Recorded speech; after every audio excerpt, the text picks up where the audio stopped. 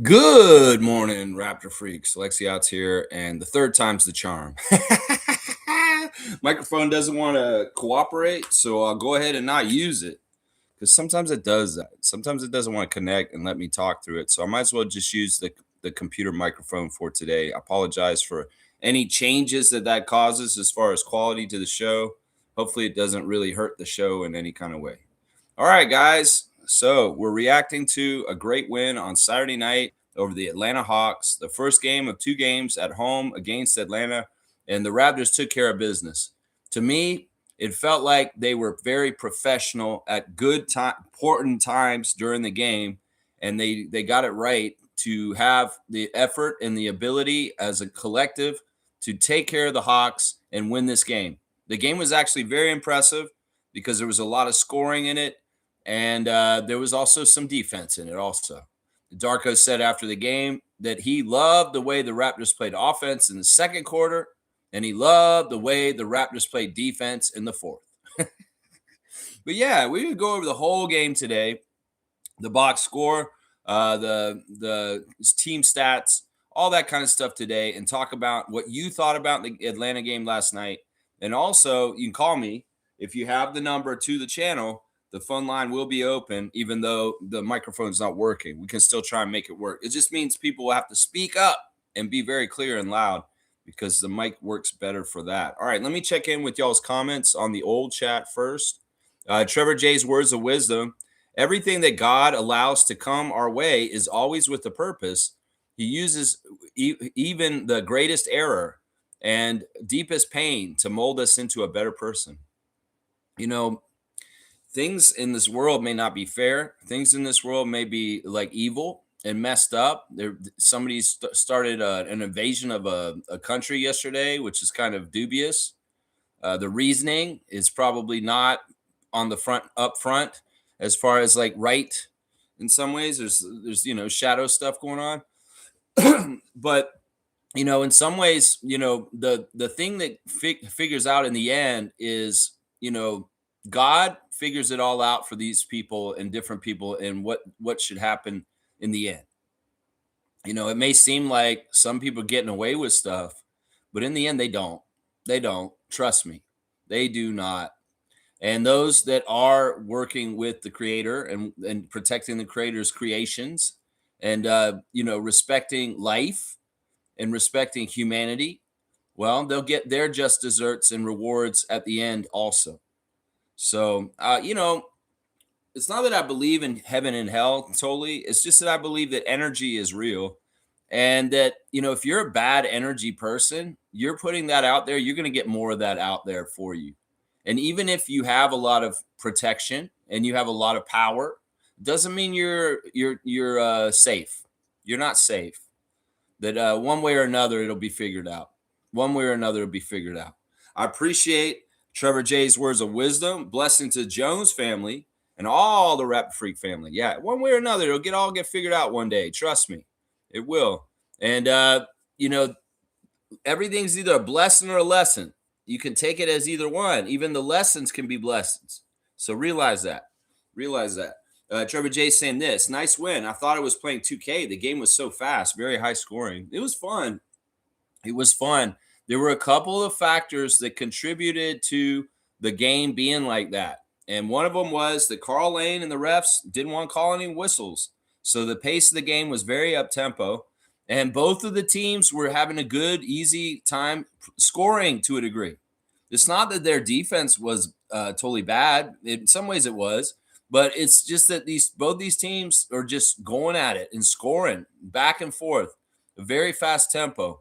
In fact, at some points of the game, Jack Armstrong, whose birthday was yesterday, happy birthday, Jack, was lamenting he needs a rest because it was like a tennis match, watching the ball go up and down the court so quickly like that. The Raptors broke records this year for their output. They had the most points at halftime, 77 or something like that at halftime. And yeah, it was cool. It was fun to watch.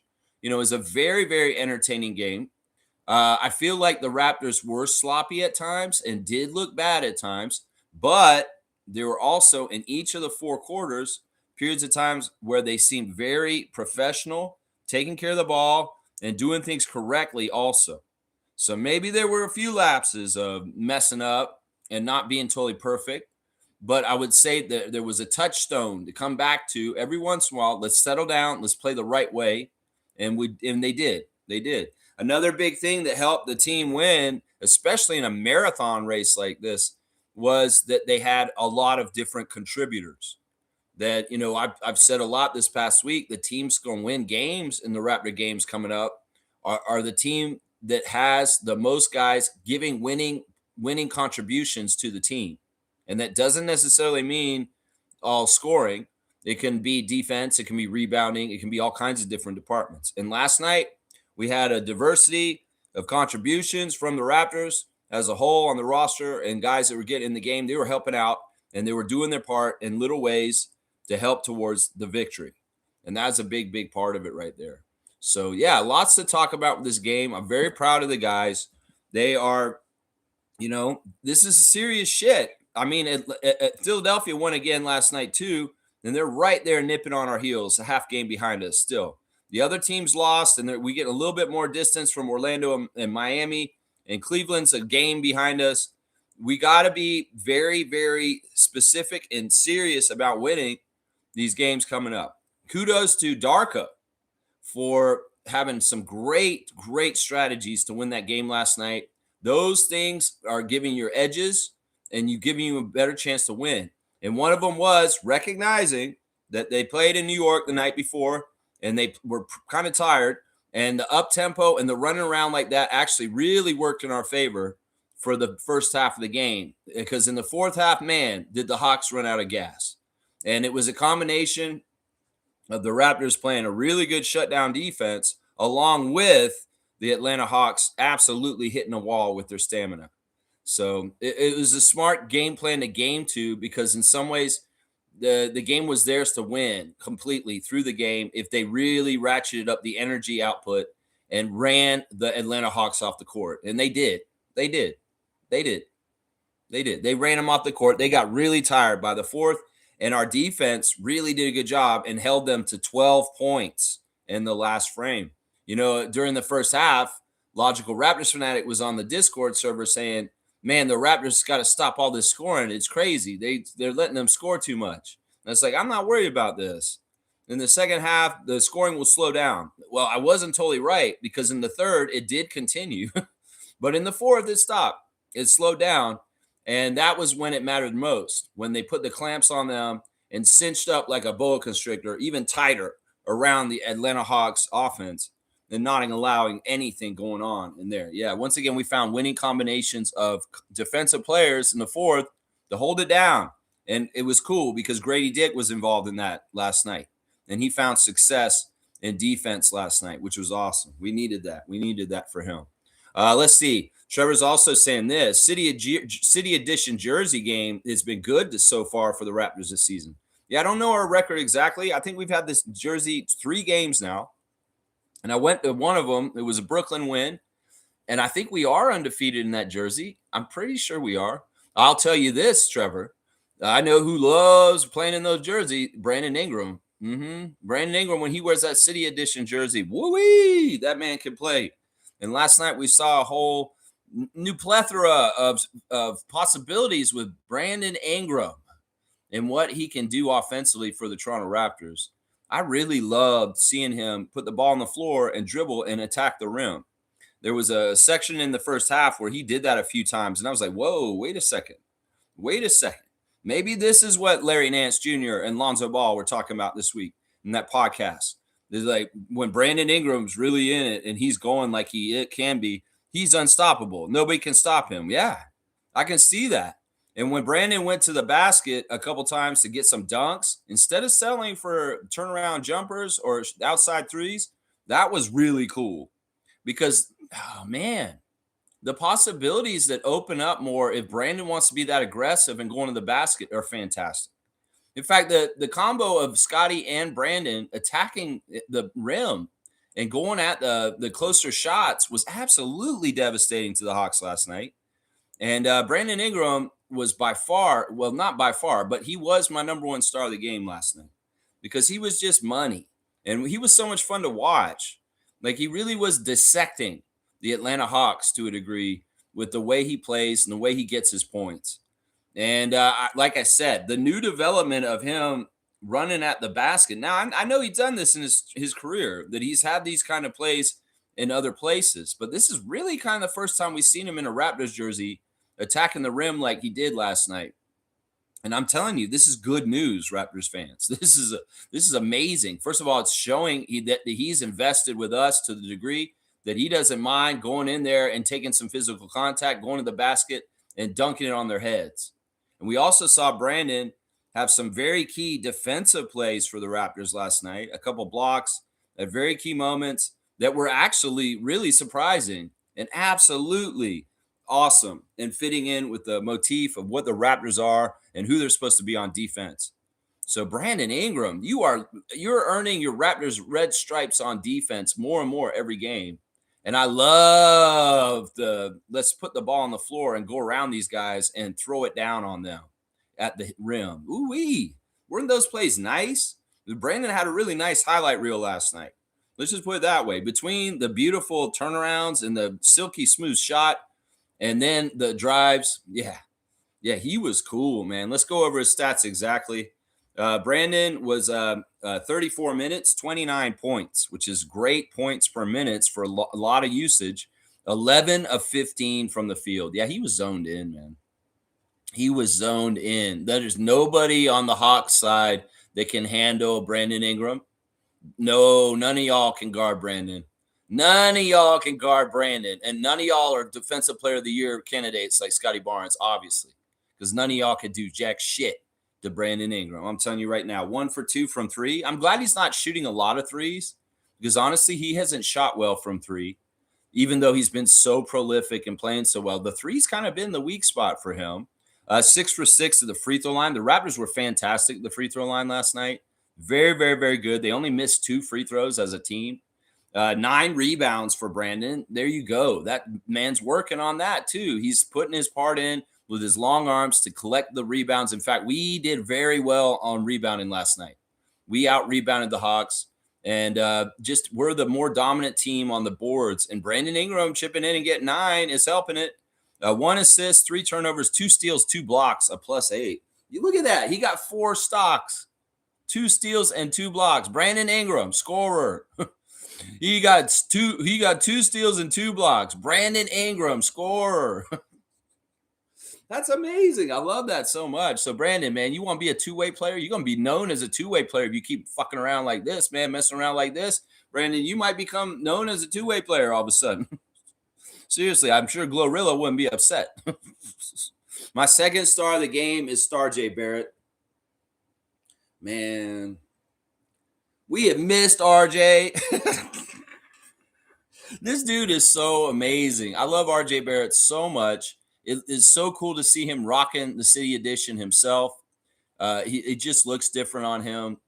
And man, if there's no doubting RJ's pure passion and energy for the Toronto Raptors, the city and the country.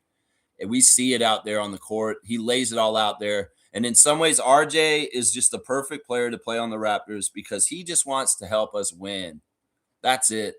He wants to add energy. He wants to be that glue guy. He wants to be that off-ball movement guy. He wants to be that guy who's playing above the level he used to ever play in defense. All of a sudden, you've seen RJ Barrett on defense last night, right, guys? That man is a good defender. Whatever knocks he had on his resume from before and years past, maybe in New York, that shit is over. This man is a good defender now because I've seen him. Part of it is he's learned the NBA better as a more mature veteran player, and that he understands anticipation and being in certain places in the right time, the right place, and the timing. This made him such a good defender. I don't get worried about him getting in places where he's guarding Jalen Johnson anymore. I don't worry about this because RJ is working his ass off, first of all, on defense, and he's also cerebrally working his ass off on defense. So listen, whatever the tag on him about his defense and who he was is dead. It's dead. That man is not a bad defender. And we saw it on the court last night and what he was doing to contribute to the team defense of the Raptors. In fact, the Raptors are a way better defensive team when RJ Barrett's in the lineup. Have you noticed that? Because in some ways, he's aware and paying attention at all moments he's on the court, and he is ready to spring into action and do it his damn self if he sees somebody else ain't going to do it.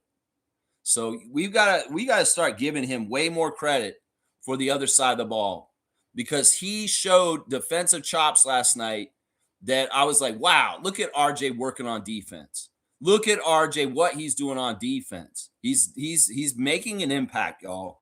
And whatever the old reputation of Rowan Barrett Jr. was on defense that was around New York City, it's dead. It's dead, Milbester. Whatever Knicks Nation thought about RJ Barrett, it is false at this point, because this man is a great assist man. This man is a great defender, and it's dead. I'm sorry, I'm declaring it dead as of today, because last night RJ showed that he was almost a plus defender, not just a decent defender. That man was overly decent. He was plus defensive. I'm telling you, and add in the offense, 30 minutes, 29 points. 30 minutes, 29 points, and he was getting them late and putting them in clutch time to help separate the Raptors in the fourth quarter and get away from the Hawks and not even let them have a chance. Slam the door on them, RJ. Bombing some threes in the fourth. That's right. 11 and 19 shooting for RJ. That's right. What? This guy's not efficient. What did y'all say? Everything y'all knocked him with. Toxic asset in New York. All that shit is dead now. 11 and 19, and he played really good defense. All the shit you all thought RJ was. Nah, it isn't true. 4 of 8 from 3. 3 of 4 at the free throw line. He did miss one of the free throws, and it was the first one he shot, and it was stupid. And I was like, oh, come on, RJ, don't miss it. 4 rebounds, 1 assist, 3 turnovers, 1 steal, a plus 13 for RJ Barrett. I'm just saying, man, that's a 1-2 punch. Brandon and RJ, both 29 points. Yeah, that's going to be a good game. That's going to be a good game right there when you see that happen. That's right. My third star of the game is Scotty. Scotty, let's just go on about this. Seriously, we got, let's see, how many points is that? That's 79 points between the 3 guys I'm doing the first 3 stars on. Brandon, RJ, and Scotty. Scotty got 20. So 79 points between Brandon, RJ, and Scotty last night. 79 points. 32 minutes for Scotty, 20 points, 8 of 14 shooting. Great shooting by Scott. And we'll talk about how he had his offense last night in a second. 4 for 5 at the free throw line. He's the other guy that missed the free throw. That's not normal with Scott. We don't worry about him with his free throws. He's a very good free throw shooter. 7 rebounds, 4 assists, 2 steals. 2 turnovers, 3 steals, 2 blocks, and a plus 12. Scotty Barnes is once again making winning contributions all over the court on either side of the ball. And the thing I loved about last night was the Raptors did this little thing. I'll call it 2 for Tuesday, even though it was Saturday. Everything seemed to come in twos last night. It was like a deluxe game. I guess it was the juiced up nitro of the game going back and forth so fast. Normally, when the Raptors go up and down the court, they alternate who they go to the ball every time down the court. They'll go like maybe Brandon this time, RJ this time, Brandon this time, Scotty this time. That's been a lot of the pattern with the Raptors offense is go-to guy switches each time down the court. What they did last night was very interesting. Maybe in some ways, Darko was getting fit into a pattern too much of doing that. Switching and alternate. Oh, he's did Brandon this time down the court. He's going to do RJ this time. Maybe he is too predicting. Well, he did something different this time. He went to the well with the same person multiple times on consecutive trips down the court. There was a stretch in the first half where Brandon got the ball like 4 consecutive possessions in a row, and he was cooking, and he scored on almost all of them. And that was awesome. In fact, that was pretty cool because we were going at a mismatch that the Hawks weren't adjusting to, and we were successful every time. And that was badass. We saw that with Scott, too, last night for a little while. We saw a little stretch of time where they called Scotty's name a couple trips down the court in a row, and he was successful also.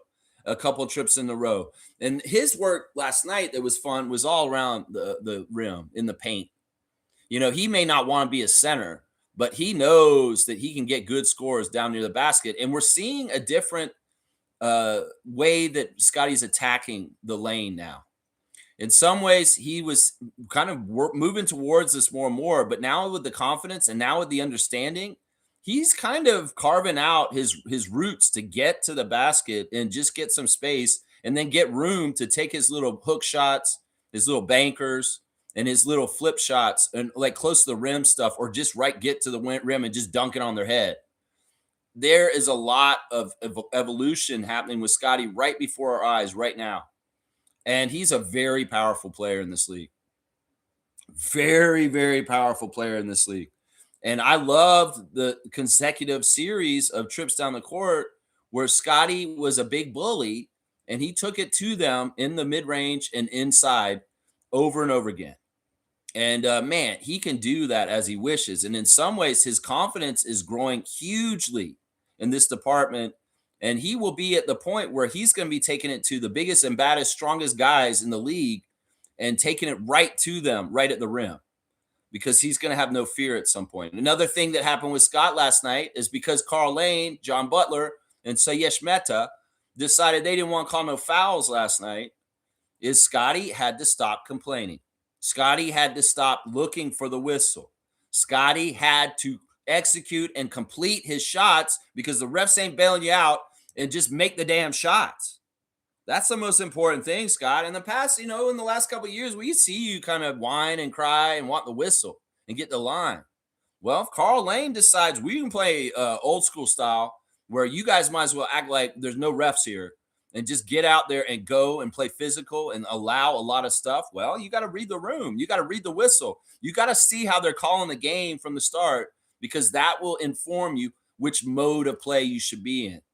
And when the refs decide they're going to allow a physical game with a lot of fouling and a lot of stuff that's not going to get called, well, do what you need to do. Get physical on defense and go ahead and be a big bully on offense, and don't expect whistles because they ain't going to call them.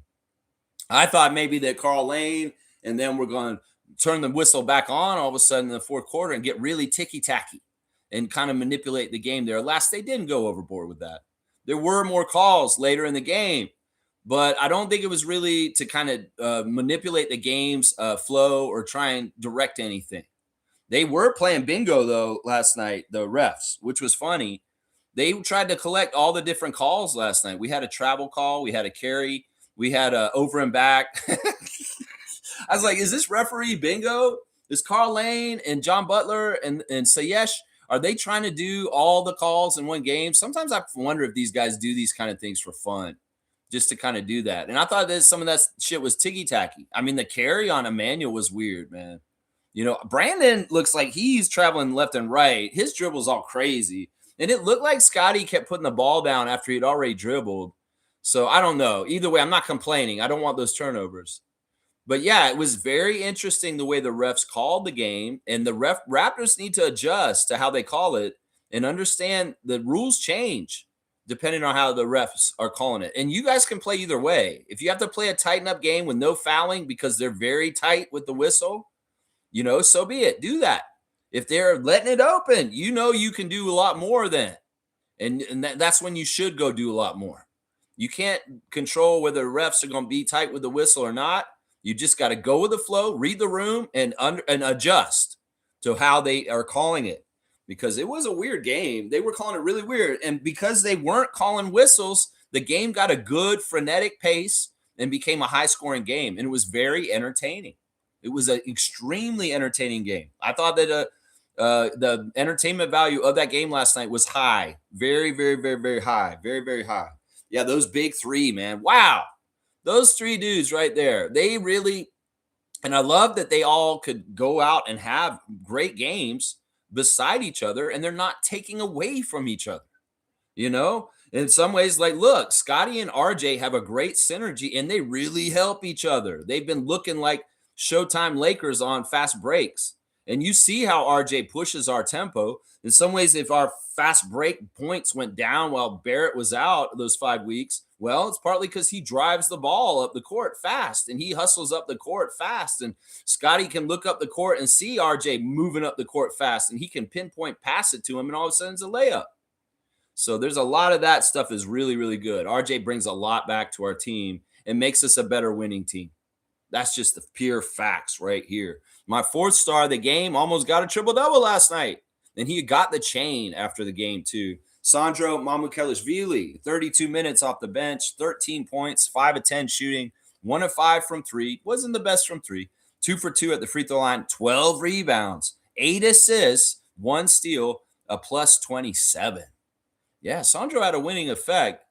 And I like that, he is so useful. Like, he really does different things to help us on different nights. Sometimes it's just energy. Sometimes it's rebounding. Sometimes it's helping out with bigs kind of defense stuff. Sometimes it's hitting a lot of threes. He really is kind of like a guy who, much like RJ, they really get after it and they don't dog it on the court. They're very energetic and they are never half-assing. They're out there busting their ass and working and being all over the place all the time. I wish all the Raptors were like those guys. Most of them are pretty good for that. But some of them are not working as hard as Sandro and RJ. But those guys are always working hard. And I love what RJ said after the game. He said, I've known Sandro since I was 16. I love that guy. That's what he said. He said after the game, I've known Sandro since he was 16. I don't know. This guy's like 26 now. So RJ's known him about 10 years. And they good. They good from high school. That's right. Sandro, you almost got that triple-double. You would have got it maybe if Grady and a couple other guys had hit some shots that you almost assisted on. That's the big problem. To get the triple-double, it's not always easy. It's like people say, Scotty, go get more triple-doubles. It's, why aren't you more like Jalen Johnson? Well, with the Raptors, you have to have your guys make shots. And we could have had a whole lot more assists for Scotty Barnes this season if our guys had been making their open jump shots. So, yeah, Sandro, you almost got there, man. I wanted you to get your first career triple-double. And, people from other nations are coming around and saying, wow, we're proud of Sandro and what we're seeing there. I seen somebody on Reddit come into Raptors Reddit last night from Spurs Nation saying, guys, we are so excited here on San Antonio to see Sandro's opportunity in Toronto and what he's able to do with you guys with more minutes. It's so much fun to watch, even as a Spurs fan. So there you go. Sandro fans are very happy for Sandro in general, whether they're from Milwaukee, San Antonio, or Toronto. It's really awesome. My 5th star of the game may be controversial, but I feel like I need to give this guy more credit and more props because people are putting him down so bad and stupid. And even on the broadcast last night, these guys were shading Emmanuel quickly. At the beginning of the game, Leo didn't outright say it in the studio, but he was talking about the point guard needs to be more consistent and doing all this stuff. In some ways, he's feeding the fire for this Emmanuel Quickly social media firestorm right now. In some ways, I don't agree with that. In some ways, I wish the broadcasters wouldn't do this shit. If they're trying to call out Emmanuel to play better, this isn't the way to do it, man. Seriously, because you can cause more problems and toxicity for that man than he deserves. He's not been playing bad. First of all, that's a misnomer. This is the thing. Emmanuel has his ups and downs. And just like at the beginning of the season, when it really seemed like he was playing bad, Darko had this is what he said in interviews. He said, I don't see what the problem is with Emmanuel. Emmanuel hasn't had any bad slumps. He's playing great. He doesn't see this. Internally on the team, the perception of what Emmanuel Quickly is doing for the team and his contribution is totally different than the public perception right now. The guys on the team think that Emmanuel's contributing and doing fine. And there's nothing wrong with what he's doing. Meanwhile, the public is going crazy. And in some ways, is being fed by people like Jack Armstrong and Leo Routins with their calls and how they're kind of saying stuff on the game. Look, Quickly, Jack did say some really nice things about Emmanuel last night too, that he made some very important plays and very smart decisions on the court. And I appreciate that part. But Leo Routins throwing Quickly under the bus at the beginning of the game is not good, man. Don't do that, Leo. Don't do that. We're trying to help Quick. And honestly, just because your perception and maybe other people's perception is that he's fucking up and he's not playing right, It's not necessarily the perception within the team is what I'm trying to say. Darko is not having big issues with him. If he is, he's correcting them. In fact, to me, it seems like he's had way more issues with Shed and what he's been doing on the court than actually Emmanuel. And Raptors fans may be like, what? He has more problems with Shed? Yeah, he does. Because in some ways, Shed's causing more turnovers than Emmanuel is. And his turnovers are absolutely fixable and stupid little mistakes. Meanwhile, you got Emmanuel Quickly, who's just bricking shots and missing a lot of shots and shooting 5 for 16. But he's playing perfect with the ball and not turning the ball over. And there's other stuff he's doing out there that's really good. Emmanuel, 33 minutes, 15 points, 5 of 13, 2 of 8 from 3, 3 of 3 at the free throw line, 2 rebounds, 7 assists, 1 turnover, 1 steal, a plus 20. Emmanuel's having such a bad game. Why the hell is he the second highest plus minus on the team? What is that?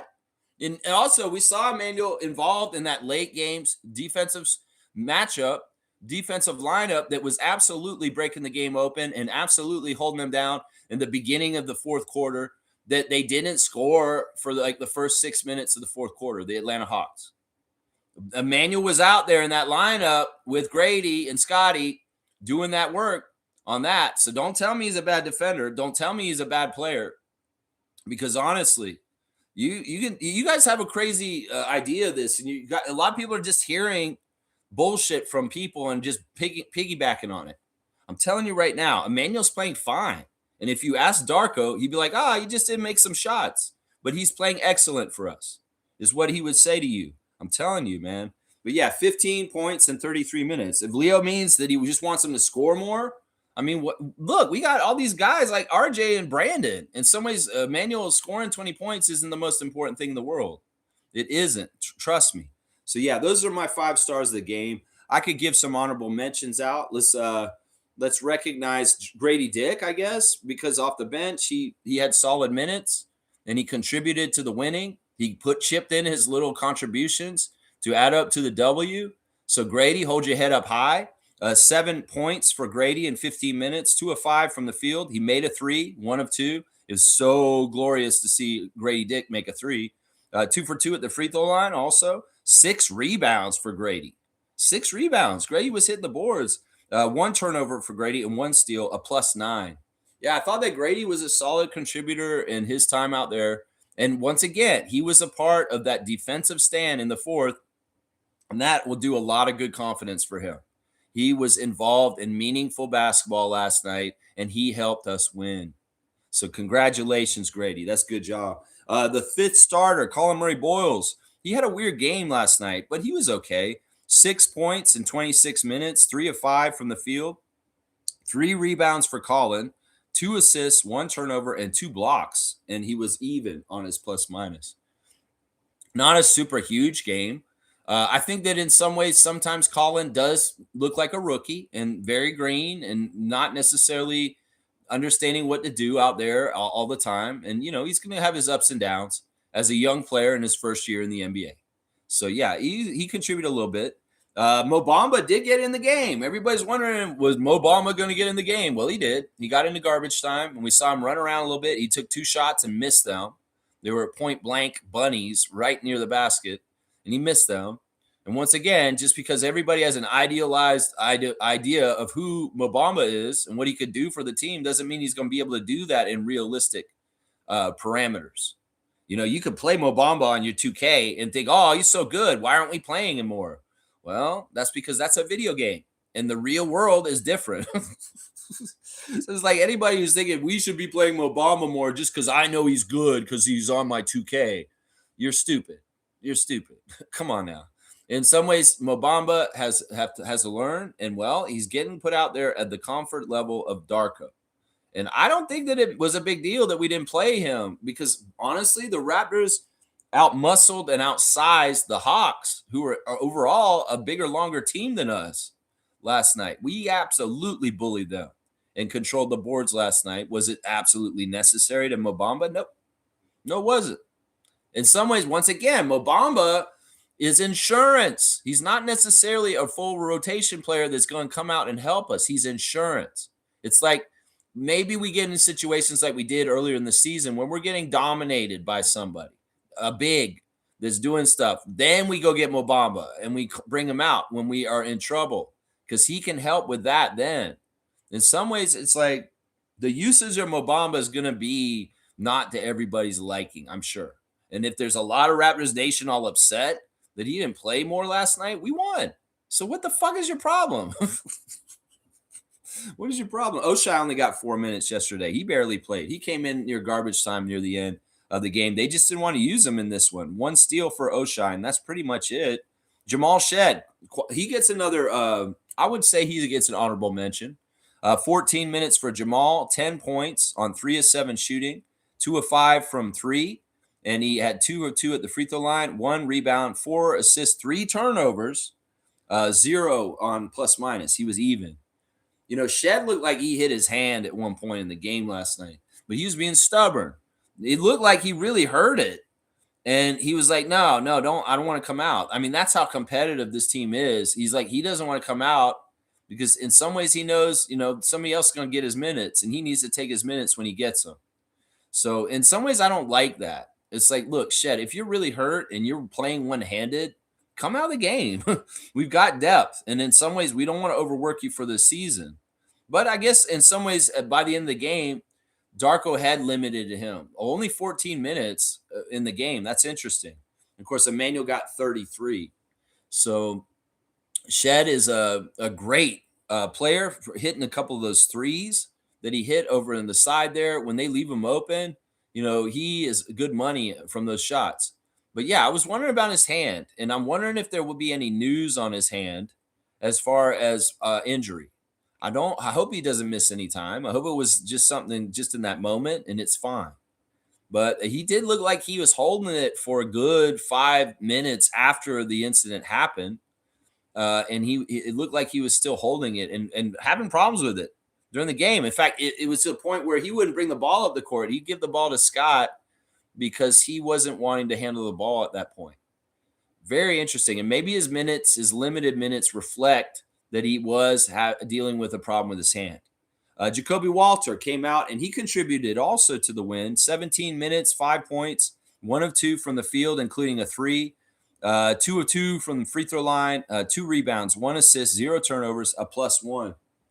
Yeah, just a little bit. You know, if you're out there, just make a shot and do some good defense. Make some rebounds. And that's all we want from you guys. You guys don't have to be superstars. You don't have to go get 20. You don't have to bomb 6 threes, Grady. Just make 1 3, 2 threes, maybe 3 threes, get some rebounds, and play solid defense. That's the stuff that you two, in particular, Walter and Dick, if you guys do that, you're going to get minutes. You're going to be fine. You're going to be fine. Let's see. Elijah did get back in for another appearance in an NBA game. He got in there for the last minute. I could see it right when he came in. He looked up at the time. He was trying to gauge whether he could get his first NBA points. He didn't really get a shot. He had a chance, and he kind of drove to the basket. But instead of taking the shot, he dropped the ball off to, I think, Mo Bamba, and Mo Bamba missed the shot. So Elijah, alas, is still scoreless in the NBA, but he's had 3 appearances in the NBA now. He's made 3 games, and he's played in 3 games. So I don't know. Elijah Martin, you know, you're going to get your first NBA points at some point. No Jamison Battle, which was interesting. No Jonathan Mobo. So, yeah, that's a look at the Raptors box score. My stars of the game, Brandon, RJ, Scotty, Sandro, and Emmanuel. If people don't agree with Emmanuel, you're crazy. You're crazy. Yeah, Brandon Ingram loves that City Edition jersey. He plays real good in it. He really does. Trevor's saying RJ and Ingram both with 29 points. RJ makes it better for everyone and himself on the court. That's for sure. That's for sure. RJ, there's no questioning his motives or his passion or his drive or what he's trying to do when he's playing in a Raptors jersey. There's no question it. It's the most pure intentions. It's the most pure love and desire. It's a desire that was fostered and nurtured as a child and growing up in the GTA and being a Raptors fan. This is the stuff that dreams are made of. And in some ways, he's living that dream. Don't pinch him. And know that, man, the thing is that it's got to be so gratifying, especially this year with his absence and then coming back, just to see just how much of an impact he has to help his team win. It's got to be so gratifying. That's got to be the stuff that people like RJ and AJ Lawson dreamed about when they were kids. It's like, I want to grow up and play for the Raptors and I want to help them win games. And RJ Barrett is living that dream right now. And it's amazing. It's a beautiful thing, man. It's so beautiful. Raptor Freak James is saying rim pressure from RJ is making the offense better. Oh, yeah. Yeah, he's just such a straw that stirs the drink. And in transition, everybody got to be looking for where he is. Yeah, the Atlanta Hawks have a pretty good defensive transition defense. But RJ is somebody like, yeah, where's RJ? We better check where he is because they just got the ball and they're coming this way. Because he will put pressure on them in transition for sure. Jack had a really good point last night in the game about transition defense in the NBA as the season goes on. The teams get better at it. He's exactly right. The beginning of the season, you kind of don't have the scout out and teams are kind of lackadaisical. You can run down them a lot easier than at this point in the season. The scout's out. Teams are gaming for it. And in some ways, they're taking better care of the ball and trying not to turn it over. You know, that part of our game, our offensive plan to be a transition team is tougher as the season goes on because teams are tightening up the way they play and the fast break opportunities become more limited. So, you know, this is really interesting phenomenon. He's exactly right. You know, that's the stuff that, you know, basketball fans listen to Jack Armstrong and you'll learn more about basketball. Seriously, he's so smart. And happy birthday to Jack. I have him on the birthday list. They kind of played around with the birthdays of Kayla Gray and Jack Armstrong and made it mysterious. But now I've got them correctly on the birthday spreadsheet. I got it correctly now. And now I'm not going to miss it. So Kayla's birthday was on Friday and Jack's birthday was yesterday. So Kayla's birthday is the 2nd and Jack Armstrong's birthday is the 3rd. Yeah, but yeah, they were funny with the cakes and bringing the cake out. And Jack apparently is going on a new diet where he's going to cut out sugar and bread. And I think he's considering cutting out alcohol too, the way he was talking. Whatever you decide to do, Jack Armstrong, you know, I wish you the best health and outcomes and whatever you decide. I know that it may be tough for you to say goodbye to the old, but you know, it may be a really good thing for you, man. I don't know. Maybe you can still do it, but be moderated. And maybe it's just that you switch what you drink. Maybe there's something that can fit in what you want to drink still. I mean, I'm an alcoholic. I would tell you just quit if you want, but I know that that's an aspect of your life that you really enjoy. And in some ways, I wouldn't want to take that away from you, especially if you're not toxic or destructive with your drinking habits. So, yeah, it's going to be interesting to see Jack Armstrong's coming to some crossroads in his personal life with what he puts in his body. I guess maybe a doctor talked to him. It was kind of like saying, you know, Jack, you should probably cut out your sugars. You know, it was like, oh, really? Get that garbage out of here, doctor. I'm sorry. I don't mean to upset you. Get that garbage out of here. Jack Armstrong at the doctor. Yeah, I love that he got to do that call. He's like, man, I need to do my call on my birthday. And who was it that got that garbage out of there? It was Brandon.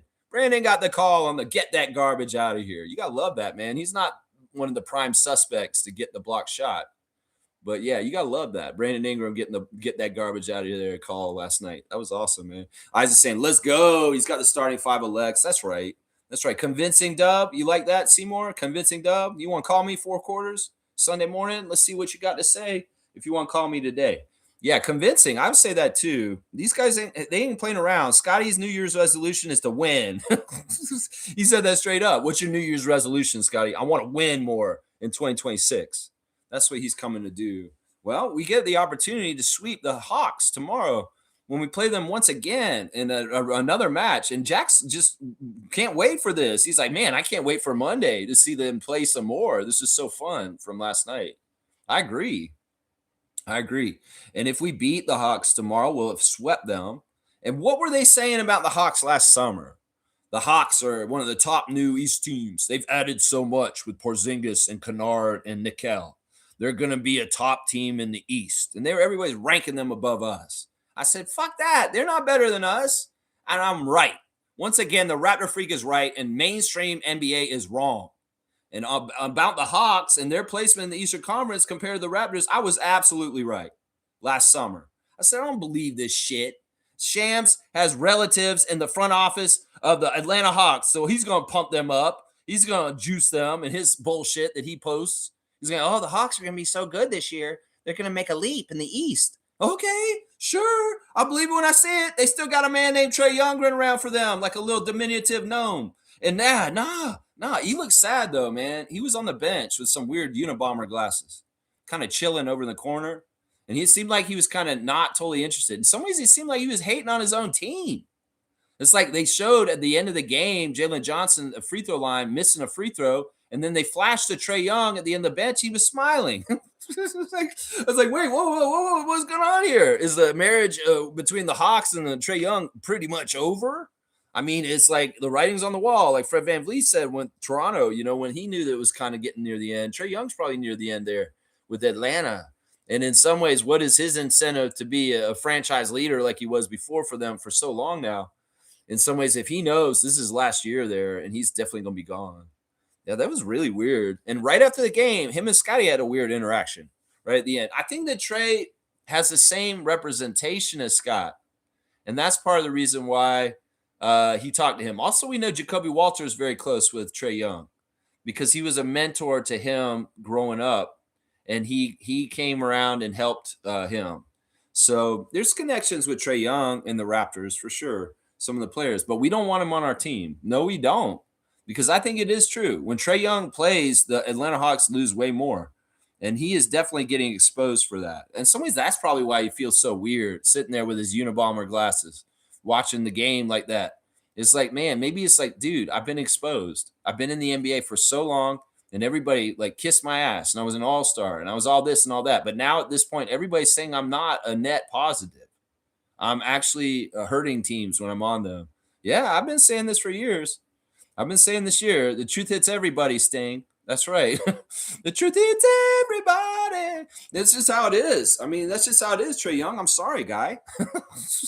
I'm sorry, guy. Fiercey's here. Good to see MJ. Good morning, fam, and happy Sunday. 3-0 against the Hawks. And it's interesting as they play similar to us. Our fourth quarter defense wins. My 5 stars were B.I., Scotty, RJ, Mamu, and Colin. She's good with Colin in there. Yeah, I don't think Colin did enough to give him the star for me. But that's interesting. You got him in there. I don't really think the Hawks are like us. I don't think they are. I think that the Hawks have a lot of young, long players. In some ways, they're like the Raptors from 4 years ago, is what I would say they're more like. Even with a Okongwu at center, it's not really. It's kind of like a long arm monster. It's kind of like a positionless wings lineup, especially if they're not going to run a real point guard, and they'll have guys out there like Nickel running the point. Or Dyson Daniels, because those guys are larger players. And in some ways, they really smack of the Raptors' long arm monsters under Nick, like maybe 4 years ago. Not necessarily like us now, but maybe like an old version of the Raptors. And then maybe it's symbolic of the Hawks as a franchise, copying what we did like 5 years ago and doing it now. I feel like that's what it is. Jalen Johnson is a good player. But once again, you ain't no fucking Scotty Barnes, motherfucker. That's what I say to that. Yeah, let's go. Seymour saying hi to Eye Candy. I like that. Fiercely saying hi, Seymour. I can't find the sheriff emoji. I don't know where it is either. Fiercely saying Ingram's defense is on the way up. Yeah, I love it. These are great new contributions, new innovative ways that Brandon Ingram's going to help the Raptors win. That's one of the things is like, look, Brandon is still orientating himself with the Raptors, and he's feeling more and more comfortable. Obviously, if he's going to attack the rim and he start to get block shots, in some ways he's doing stuff with his long limbs that you figure a guy could do at any time on the court. He could just reach over and grab a ball or steal the ball or do this. In some ways, where was the incentive to do this on other teams in the past? Maybe because things were just not organized and communication wasn't as good, maybe on the Pelicans, maybe this kind of stuff. Maybe it happened from time to time, but not so often. I don't know. In some ways, the seeing these sides of Brandon is so fun because, man, he's so good. He is so good. He really instills a huge confidence in our team that we need. A player like Kawhi Leonard, a player like Vince Carter. When you come to the game and you got that guy in the uniform in your lineup with you, you're feeling like, yeah, we could beat anybody's ass because we got Brandon Ingram. And Brandon Ingram is like that. That's the fun thing about it, It's like being powerful. In some ways, you want swagger, you want confidence. In some ways, the Raptors can be outmatched in star power or just like overpowering like badasses. Not anymore. This is different. than Siakam and Anunoby Van Vliet era team.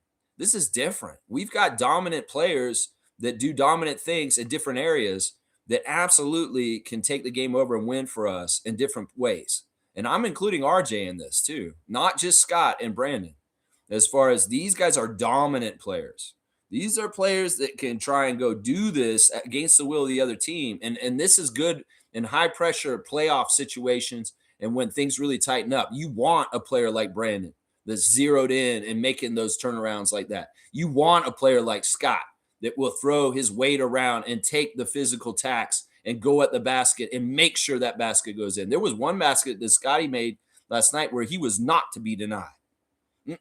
He went down there and he said, I will not be denied. And he made sure he made that shot. It's stuff like that. And then you add in RJ, the straw that stirs the drink, the man who's working off the ball in masterful ways and creating all kinds of opportunities for people with cuts and just being really smart about how to fill space and go into different places. And he doesn't take away from guys either by crowding. It's like RJ is so smart and he really is putting himself in the right positions on the offense and on the defense at this point, because the defensive stuff is sneaky what he's doing too. Like I said earlier, Fiercely saying RJ's presence is felt. So glad he's back. Whether offense or defense, he's impactful. I also appreciate Mamu's ability to cut. Very nice. Reminds me of Juancho Hernan Gomez, was a great cutter. These are the kind of players that Scotty wants to play with. Give him a good target because he loves getting those assists. He loves that feeling of getting the ball to somebody and then making a really quick layup. And RJ is the top target for this. RJ is really good at catching the ball from Scott. And like I said, they have a very good chemistry where they don't screw up on a lot of these plays. And some of these plays are very tight. Not a lot of room to navigate, where defenders are very close by and they're threading the needle. And then RJ's strong enough to put it through the contact at the hoop and lay it in. Scotty's got to love that, man, because Scotty wants assists. And he wants guys that are competent that will convert the baskets. And RJ is that to a T. RJ is that to a T. That's right. Shaq Lindsay saying, okay, so what you guys were saying about IQ, I think IQ showed you why he's so valuable. Yeah. It's some of it's intangibles. We can come down on him for his shooting percentage, and that could be fair. And he could tighten that up a little bit more, but it's not worth it. Because in some ways, we need him to be that shooting threat. And when he hits those threes, woo-wee, he helps buoy us up. And there's so much that he's doing that's in the shadow box score that's not necessarily on there. And like I said, just like with RJ, if both those guys had knocks on their defense, they've improved immensely since they started wearing Raptors jerseys. They have. You can see Emmanuel's engaged. He's very much trying to chase his assignment around when he's on defense. They covering up. If he's any kind of liability, like people have said in the last week on this channel, they cover it up. That's what I was saying. On the team defense, they will cover it up. And whether that's the way they switch and, Emmanuel just stays on the outside. And if anybody's coming in the lane, they're switching off to one of the other guys. There's ways to cover this up. And there's other ways that, like, also, he can be a very, very concentrated on the ball defender. People say point of attack defender, he's not that good. I don't know about that. If he can get in the way and stop the ball's momentum coming up the court, then he's fine. And that's all he needs to do. If he's been lackadaisical at times in his career where he didn't track the ball handler coming across the court and they ran right up and got an open lane to lay it up, yeah, that was a problem before. But maybe he got chastised for that. Maybe Darko and them did film with him on that.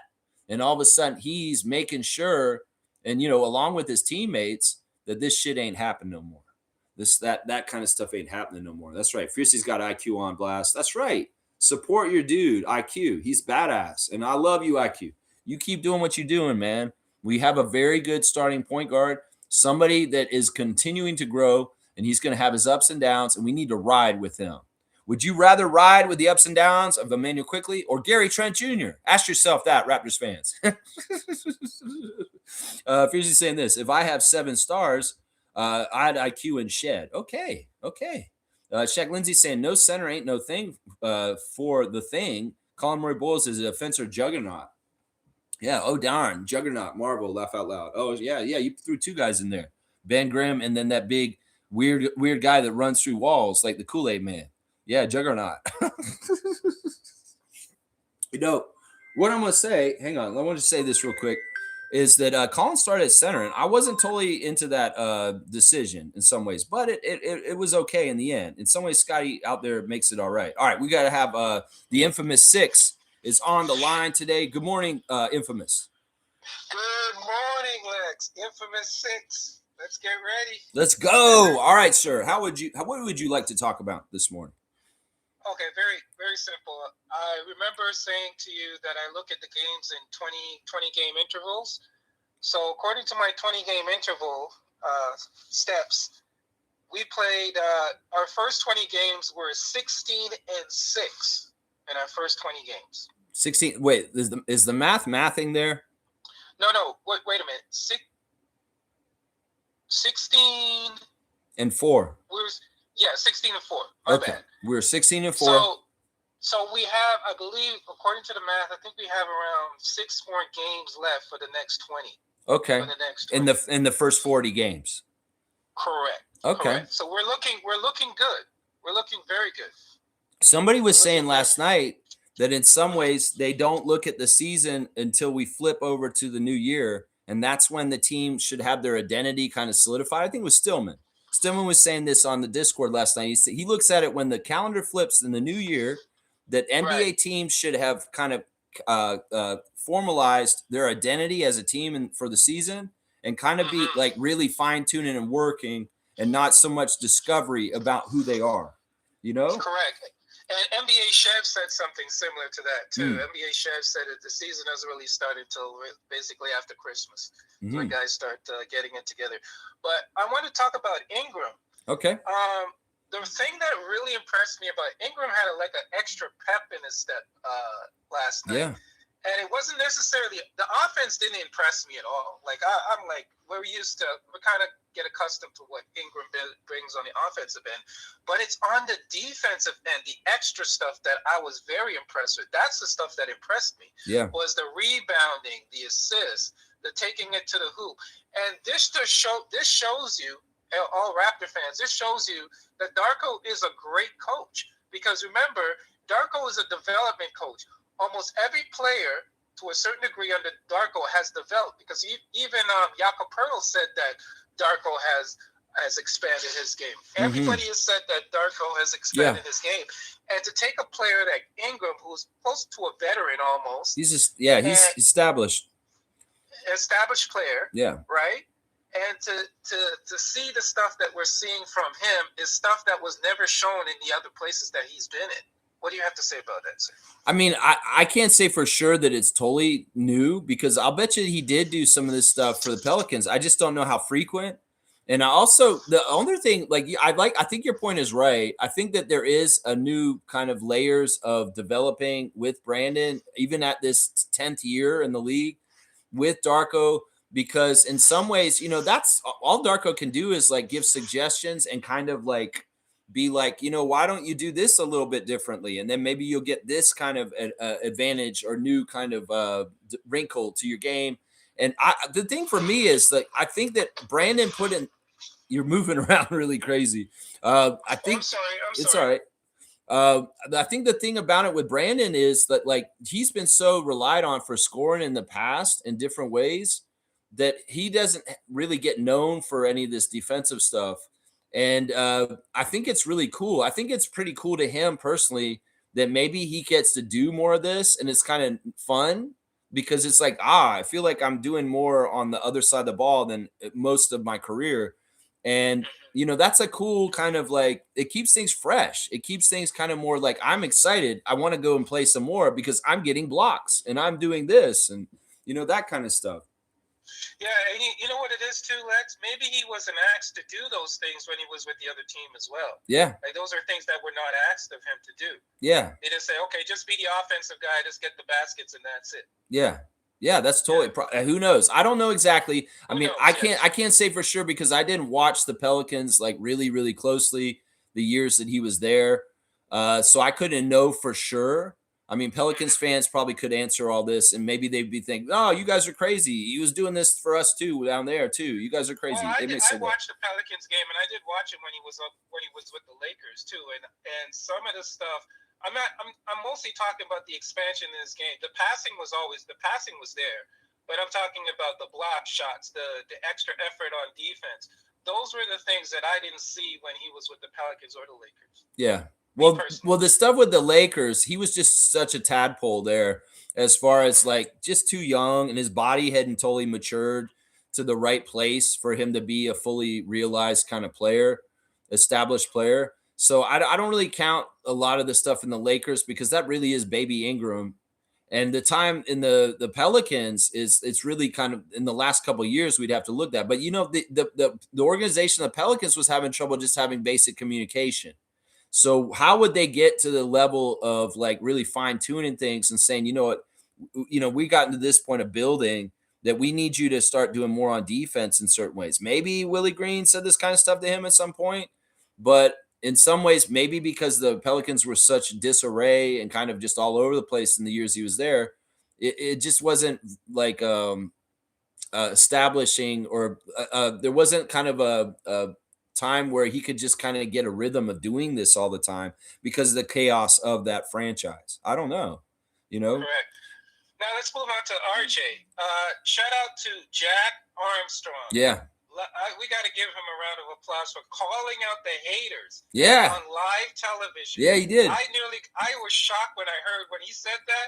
I got up and I said, wait a minute, did I just hear what Jack said? Yeah. So I give him a tremendous applause for shouting out. You know what? Shout out to Jack for calling out the RJ haters. Let's give Jack a dunk. For you, Pensari. Let's give. Oh, is that guy actually one of the haters? He's an idiot. We're gonna give Jack Armstrong a dunk the day after his birthday for that because I heard that too, and I smiled real big when I heard him say he called them idiots. Basically, he said anybody who's down on RJ Barrett is an idiot. Is basically what Jack Armstrong said last night, and he's exactly right. And when Pensari put out a video, basically using Rudy Gay's voice. That little clip of Rudy Gay when the fan was saying nobody wants to go to Toronto. Yeah, he used that clip for RJ. So he made a clip and put it out on YouTube that basically shows RJ's lowlights, him missing baskets, and then he used the clip from the Rudy Gay video and put it on top of the RJ clip.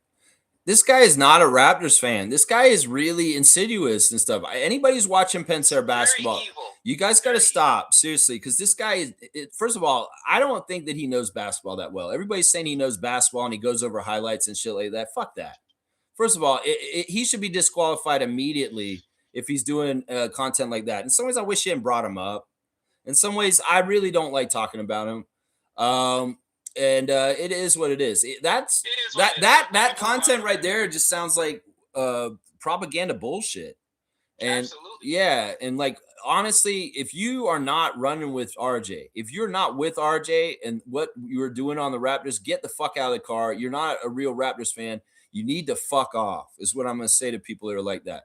Because honestly, the evidence is just undeniably there at this point. Undeniable. And everybody who had any kind of way to try and pull a thread and pick apart the RJ Barrett on the Toronto Raptors, you have failed because the truth hits hard when he comes out there and plays at the level he does and has the contributions he does and has the effect he has for the Raptors and their success.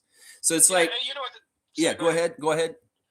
No, I was going to say, the thing that people don't realize is that RJ makes everybody else's job much easier. Yeah. The burden of scoring and all the other tasks that Scotty and Brandon had to do, he alleviates that a lot and quickly as well. Yeah.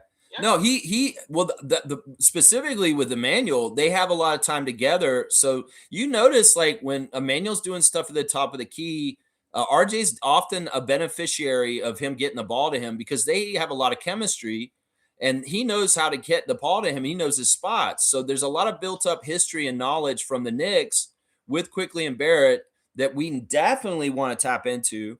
And in some ways, once again, RJ is helping Manuel play better. Manuel gets help from Pirtle when he's back in too, but RJ helps Scotty play better. We saw that and instantly Scotty started getting triple doubles when RJ returned all of a sudden. So it's like, man, there's too much evidence. The haters can't do this. They pivoted to Emmanuel. And honestly, once again, if he who shall not be named never gets brought up on my channel ever again, I'll be very happy. I'm Great, serious. great, great. Yeah. And my final point. One thing that we need to work on. We definitely need to work. The book is out on us when it comes to zones. Yeah. We definitely need to know how to break a zone better. Yeah. I'm not saying that we're perfect. No team is really perfect of that, but we definitely need to really practice how to dissect the zone, because that's a weapon that a lot of teams are using against that, and it stemmed from the Miami game when Spoelstra threw that zone defense on us. Yep. And I think scouts and other teams are picking up on it. Yeah. And it's very, I'm not saying it's easy, but one of the easiest ways to break the zone, put Scotty in the middle. Yeah. Like, and we did that last night.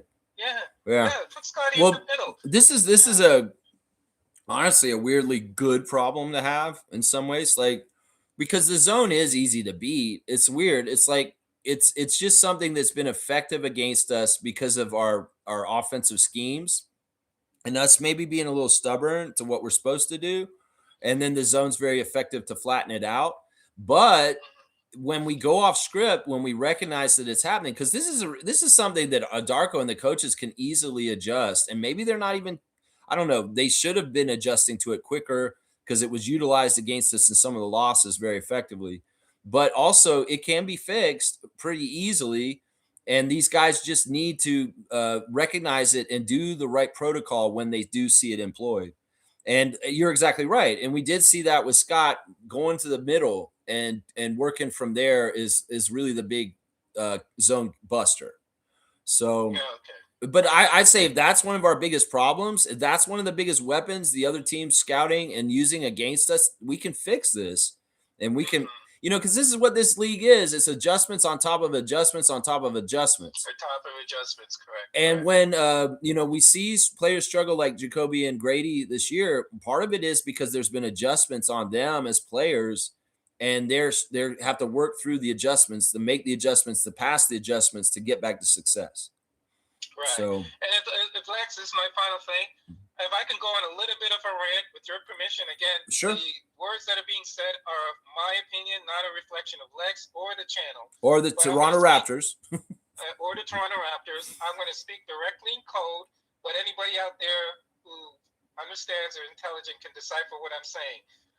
There are people out there that are saying no more wars, no more invasions. And 34 times convicted felons are talking about bringing other fucking people to justice. I'm sorry, I got to say it. No, go ahead. You are a 34-time convicted felon, and you're talking about bringing other people to justice? Yeah. There's a biblical saying that says, do not look at the speck in somebody's eye when you got a damn plank and a log in your own eye. Deal with your own backyard, right? And we all know what the true agenda really is. It has nothing to do with what you're talking about. You are a bully, and if you keep on bullying people, the bullies are going to get to the people that are being bullied are going to get together and start punching you in your own eye, and you're putting other lives and other people's lives in jeopardy with your bullshit. Yep. And I'll just leave it at that, sir. Yeah, there's a lot of propaganda out right now to try and justify the actions of the United States this weekend. And people need to realize that they're going to say things about Maduro. Maduro's not perfect, but he is also in some ways what the people there wanted to a degree too. So it's like, look, it's a very interesting situation. In some ways, it's the wrong thing about it is that it's the United States acting like Russia.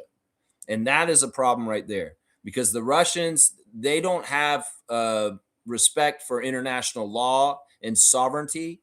And that is the big problem right here. If the United States are trying to be a sphere of influence in this hemisphere, this is very, very dangerous, because we live above them. And it's not like they can just say, because we're the most mighty and badass, powerful country in this area of the world, we can just go and pillage other countries and take whatever we want. This is part of. It's about oil. It's about oil. He's already said it. This gentleman has already come out and said it. It's about oil.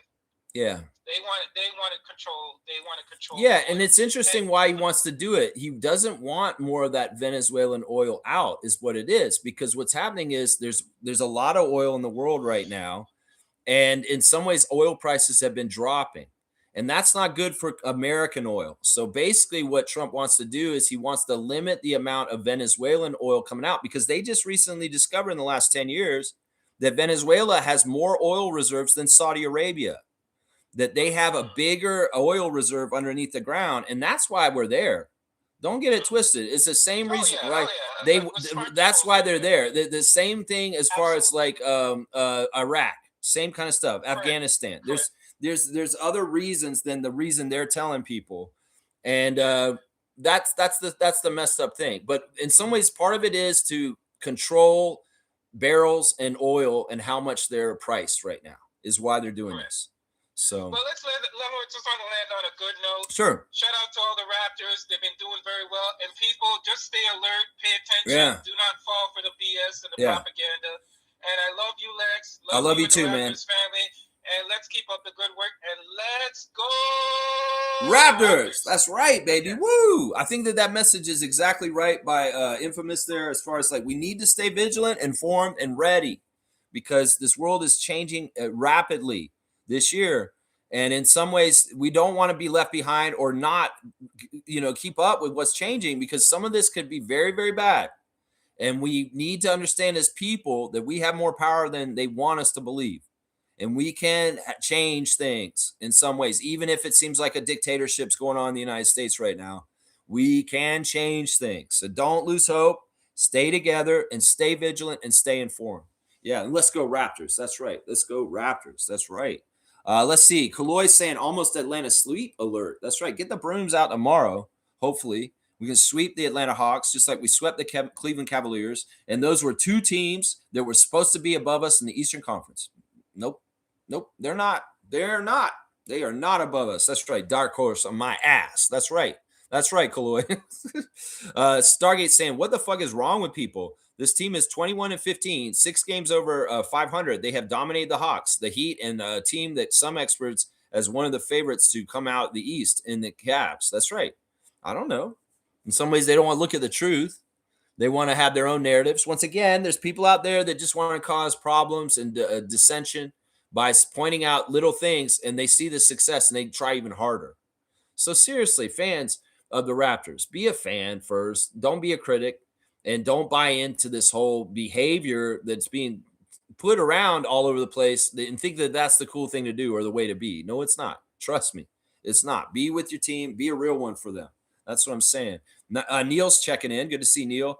Shaq Lindsay saying, Lex, I have a problem. Need your advice. Maybe Raptor Freak Nation can help me out. Sure. If you want to tell us, Shaq Lindsay, you go ahead. I'll talk to you about it. Daddy Gates is saying this, and yet still people choose to focus on minute, inconsequential negatives on a player who was I hire almost all of last season out. Okay, I think that's what you're saying, and still trying to find his form on the team. Yeah, I mean, either way, we're protecting Emmanuel here. The truth will come out about Emmanuel more and more, just like in my Christmas song. That we will find that he is real and that his contract is actually a deal. Buy things are all over. The big thing about with Emmanuel is he's going to hit some big game winners. He's going to do winning stuff and help us win, and he'll become more and more of a fan favorite as his success and the amazing moments come. Kyle Lowry had that journey, and Emmanuel Quigley's going to have that journey too with Raptors fans. That apparently, since some of them are out of pocket and coming after him. Shaq Lindsay's saying this, excluding garbage time, Darko played 9 players. This is how Darko will tighten up the team for the rest of the season. Get used to not everyone playing. Yeah, I could see that, Neil. I could see that. And because even with Shed, like Shed had limited minutes last night. Grady had limited minutes. It really was kind of like 6 guys played 30 minutes, and that's it. Even Colin only 26. So you had 5 guys that played 30 minutes. It was Brandon, RJ, Scotty, Emmanuel, and Sandro. And then Colin Murray-Boyles with 26 minutes, and then the rest of the guys not so much. That's why when Grady and Jacoby are out there, don't wait. Contribute right away with some points and just playing solid, because your time out there may get sparse even more at different times. But we also need to balance this out in the right way with not tiring our starters out over the course of the rest of the season before the playoffs. So, we'll have to see. Maybe that's a portend to see a 9-man rotation for the playoffs, but I would doubt that they are going to run that way for most of the rest of the regular season. But yeah, probably in the first round, it may get tightened up like that, Neil. But we may need to play a lot of different guys before that just to keep guys rested and ready. Stargate's saying, make it make sense. It doesn't have to. Those people are not important. Don't listen to them. I know that it's tough not to go in those spaces and see it and get rage bait. I know I used to do it too. I'd go into places and I knew there were going to be bad things written in there in comments, and it would make me mad. In some ways, you got to recognize that, Stargate, and say, you know what? I'm not going there anymore. It's like the tree falls in the woods. You don't hear it. You don't hear it. So don't go there and look at it. In some ways, I've done something very weird since New Year's, and y'all may have noticed this in the Facebook group. I am not going on Facebook at all since New Year's. I've cut it out of my life. I'm only using Messenger just slightly. And I may go in and check on you guys' messages in Facebook, but I'm not going on Facebook on my computer anymore. And I am not looking at scrolling through anything or looking at any of the bullshit the algorithm is putting in front of me from Zuckerberg and Meta. And I've been happier in the first 4 days of January of this new year with my new resolution to cut Facebook out of my life more. So, do I need to go on Facebook and read all the bullshit on there and get pissed off, whether it's Raptors related or political? No, I've cut it out of my life, and it's an unnecessary thing, and I don't need Meta. And maybe I'll use Meta just to communicate through Messenger, like a lot of people have cut back on their Facebook in the past years, and that's it. But that's part of the reason why you ain't going to see me in the Facebook chat during Raptors games or around as much posting stuff in there because I'm not using it. I may go in there just to check on you guys and say hi to Mo, and that's it. But because I am very happy. In fact, I'm cutting a huge project that I was doing on Facebook the last couple of years. I'm ending it now because I don't even think it's worth going on there to do that project anymore. So I'm very close to deactivating my Facebook account completely. Now, I think the balance is I'll keep Instagram and I'll still check the Instagram stories. But Facebook, you're done. I'm done with you. I don't want to go there. I don't want to look at it. You could do the same thing, Stargate. Figure out those areas that anger you and maybe just avoid them. Do you need them? You don't. Shaq Lindsay's saying this. Going to the game tomorrow on an invite from Nickeil Alexander-Walker's family. Wow. Let's give him some love because he was on fire yesterday. He had a fantastic game for the Hawks against us. I'll probably be sitting in Gucci row, but it's going to be extremely hard not to cheer for my team. See how I probably couldn't. I don't know, man. Listen. Listen. That's awesome, first of all. I think that's so awesome. And this is awesome. A supporter of this channel, a longtime supporter who I really appreciate, is getting such a blessing. I knew, I think you said before you had connections to the Alexander Walker family. So I remember that. And so that's pretty cool. So this will be similar. I don't know where you'll be sitting. I don't think you'll be sitting depends on where you are. If you're in family and friends section, that's Raptors. He's not Raptors. So I don't know where you'd be sitting. That may depend on things. Look, you're going to the Raptors game. You're in the Raptors arena. Even if you're there on Nickeil's ticket, you cheer for the Raptors. Who cares? In some ways, I don't think unless Alexander Walker gets pissed at you or something like that. I don't know. Read the room, maybe. Maybe if you're sitting right next to some people, don't DR DeRozan yourself. Maybe don't get the haters all around you all mad because they're Hawks fans. They're sitting right next to you. I don't know. I would handle this just how you feel. We saw Nickeil's family at the game last night sitting at courtside wearing Hawks stuff and cheering everything the Hawks did. We saw Angel Reese cheering for Orlando the other day, cheering for Wendell Clark. So it's like, it's just part of it. It's up to you, man. You have your rights. DeAndre DeRozan can yell every time we shoot free throws in a playing game. Well, you can cheer however you want. Let's go look at Nickeil since you brought him up. Because honestly, I was very proud of him as a Canadian. 36 minutes, 31 points, 10 of 19 from the field. 6 of 11 from 3. He was just on fire, and he was nasty. And we were playing really good defense on him. There were a couple times where he looked like Siakam going through the lane and just slinking through everybody like water through a crack to get layups. It was really, really high-level stuff. 5 for 5 at the free throw line, 4 rebounds, 3 assists, 6 turnovers, 2 steals, a minus 16. Yeah, Nickel was awesome. And I think with Trey out, he really has kind of become like a figurehead for them as far as a leader in different ways. Johnson did not get his triple-double. 37 minutes for him, 30 points, though, 10 of 21, 4 of 9 from 3 for Jalen Johnson, 6 of 9 at the free throw line, 7 rebounds, 9 assists, 4 turnovers, minus 11. Yeah, they had a lot of turnovers on the other side from their main guys. 10 turnovers from their 2 top scorers right there. Reza Shea, 30 minutes, 8 points. That guy's, he is what he is. Okongwu didn't really score a whole lot. He was ineffective. He didn't really get a lot of rebounds for them. They had a hard time getting production from different people. Dyson Daniels, 20 points with 12 assists, a double-double for him. And then off the bench, we got contributions on the other side from Keaton Wallace and Vet Krejci, who had double digits, and they had all the points for the bench. 24 points off the bench for the Hawks, which is not a great. A bunch of goose eggs for a couple of those guys too. So yeah, just a really good job of the Raptors against the Hawks. A better team contribution overall by a lot of different Raptors. And the Hawks just, their a couple of best guys had a lot of turnovers. The shooting percentage, the Raptors shot 53% from the field, and the Hawks shot 46%. That's fantastic. The Raptors had a really good shooting percentage. The threes, they made 5 more threes than us, and they did shoot 44% from 3. That was kind of a problem on the down low. They needed to come and get guys like Keaton Wallace and Vet Krejci while they were bombing those threes off the bench. Free throws, fantastic. Like I said, the Raptors only missed 2 free throws out of 26, shooting 92%. That is absolutely badass. They were plus 12 on the rebounds, which was really good. Not so many rebounds in this game because everybody's making their shots.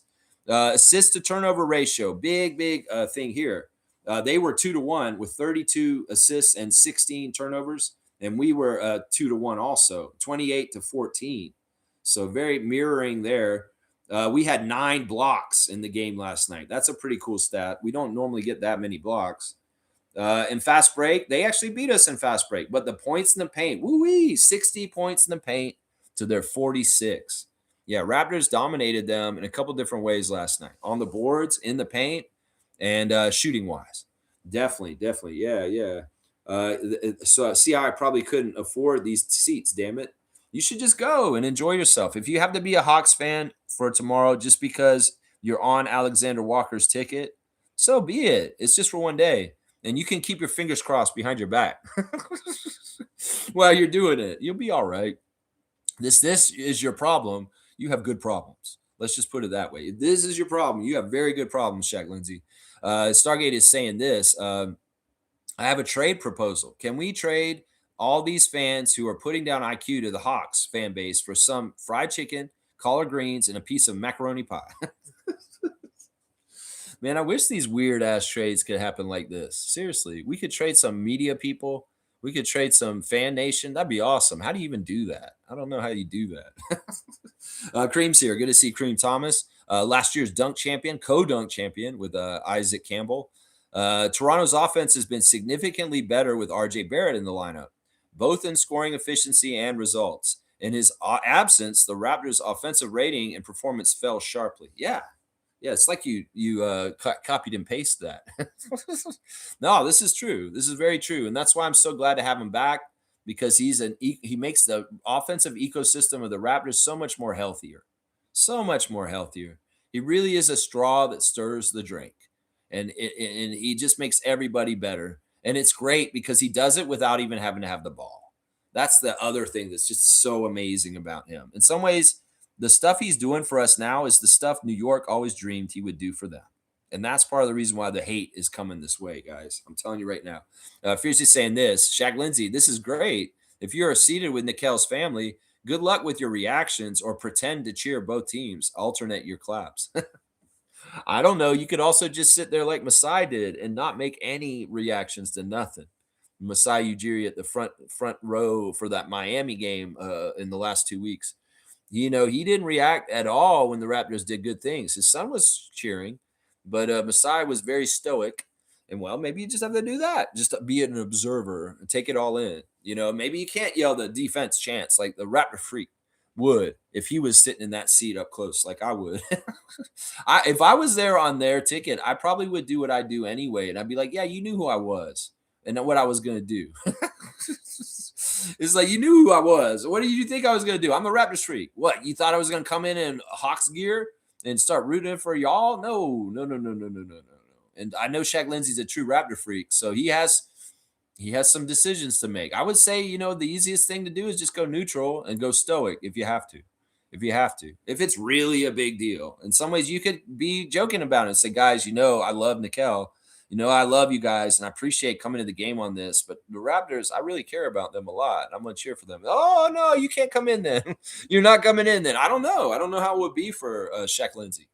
Hopefully, he'll figure it out in the moment what's happening. I'm sure he'll make the right decision. It's just congratulations. That's awesome. And I'm really happy you're getting to go to the game on that ticket. KT saying we ranked 30th and went 7-9 without RJ, but before his injury, we were ranked 30th. What? We were ranked 30th. Wait, what are you saying? We were ranked 30th, and then before we were ranked 30th. That don't make no sense. Shaq Lindsey saying this. I can see why they want to get rid of Trey. Nickel is for real. Nickel was just waiting for the opportunity to shine on a team under him like his cousin. He's Alexander Walker is just as talented as SGA, but SGA was given more opportunities to shine.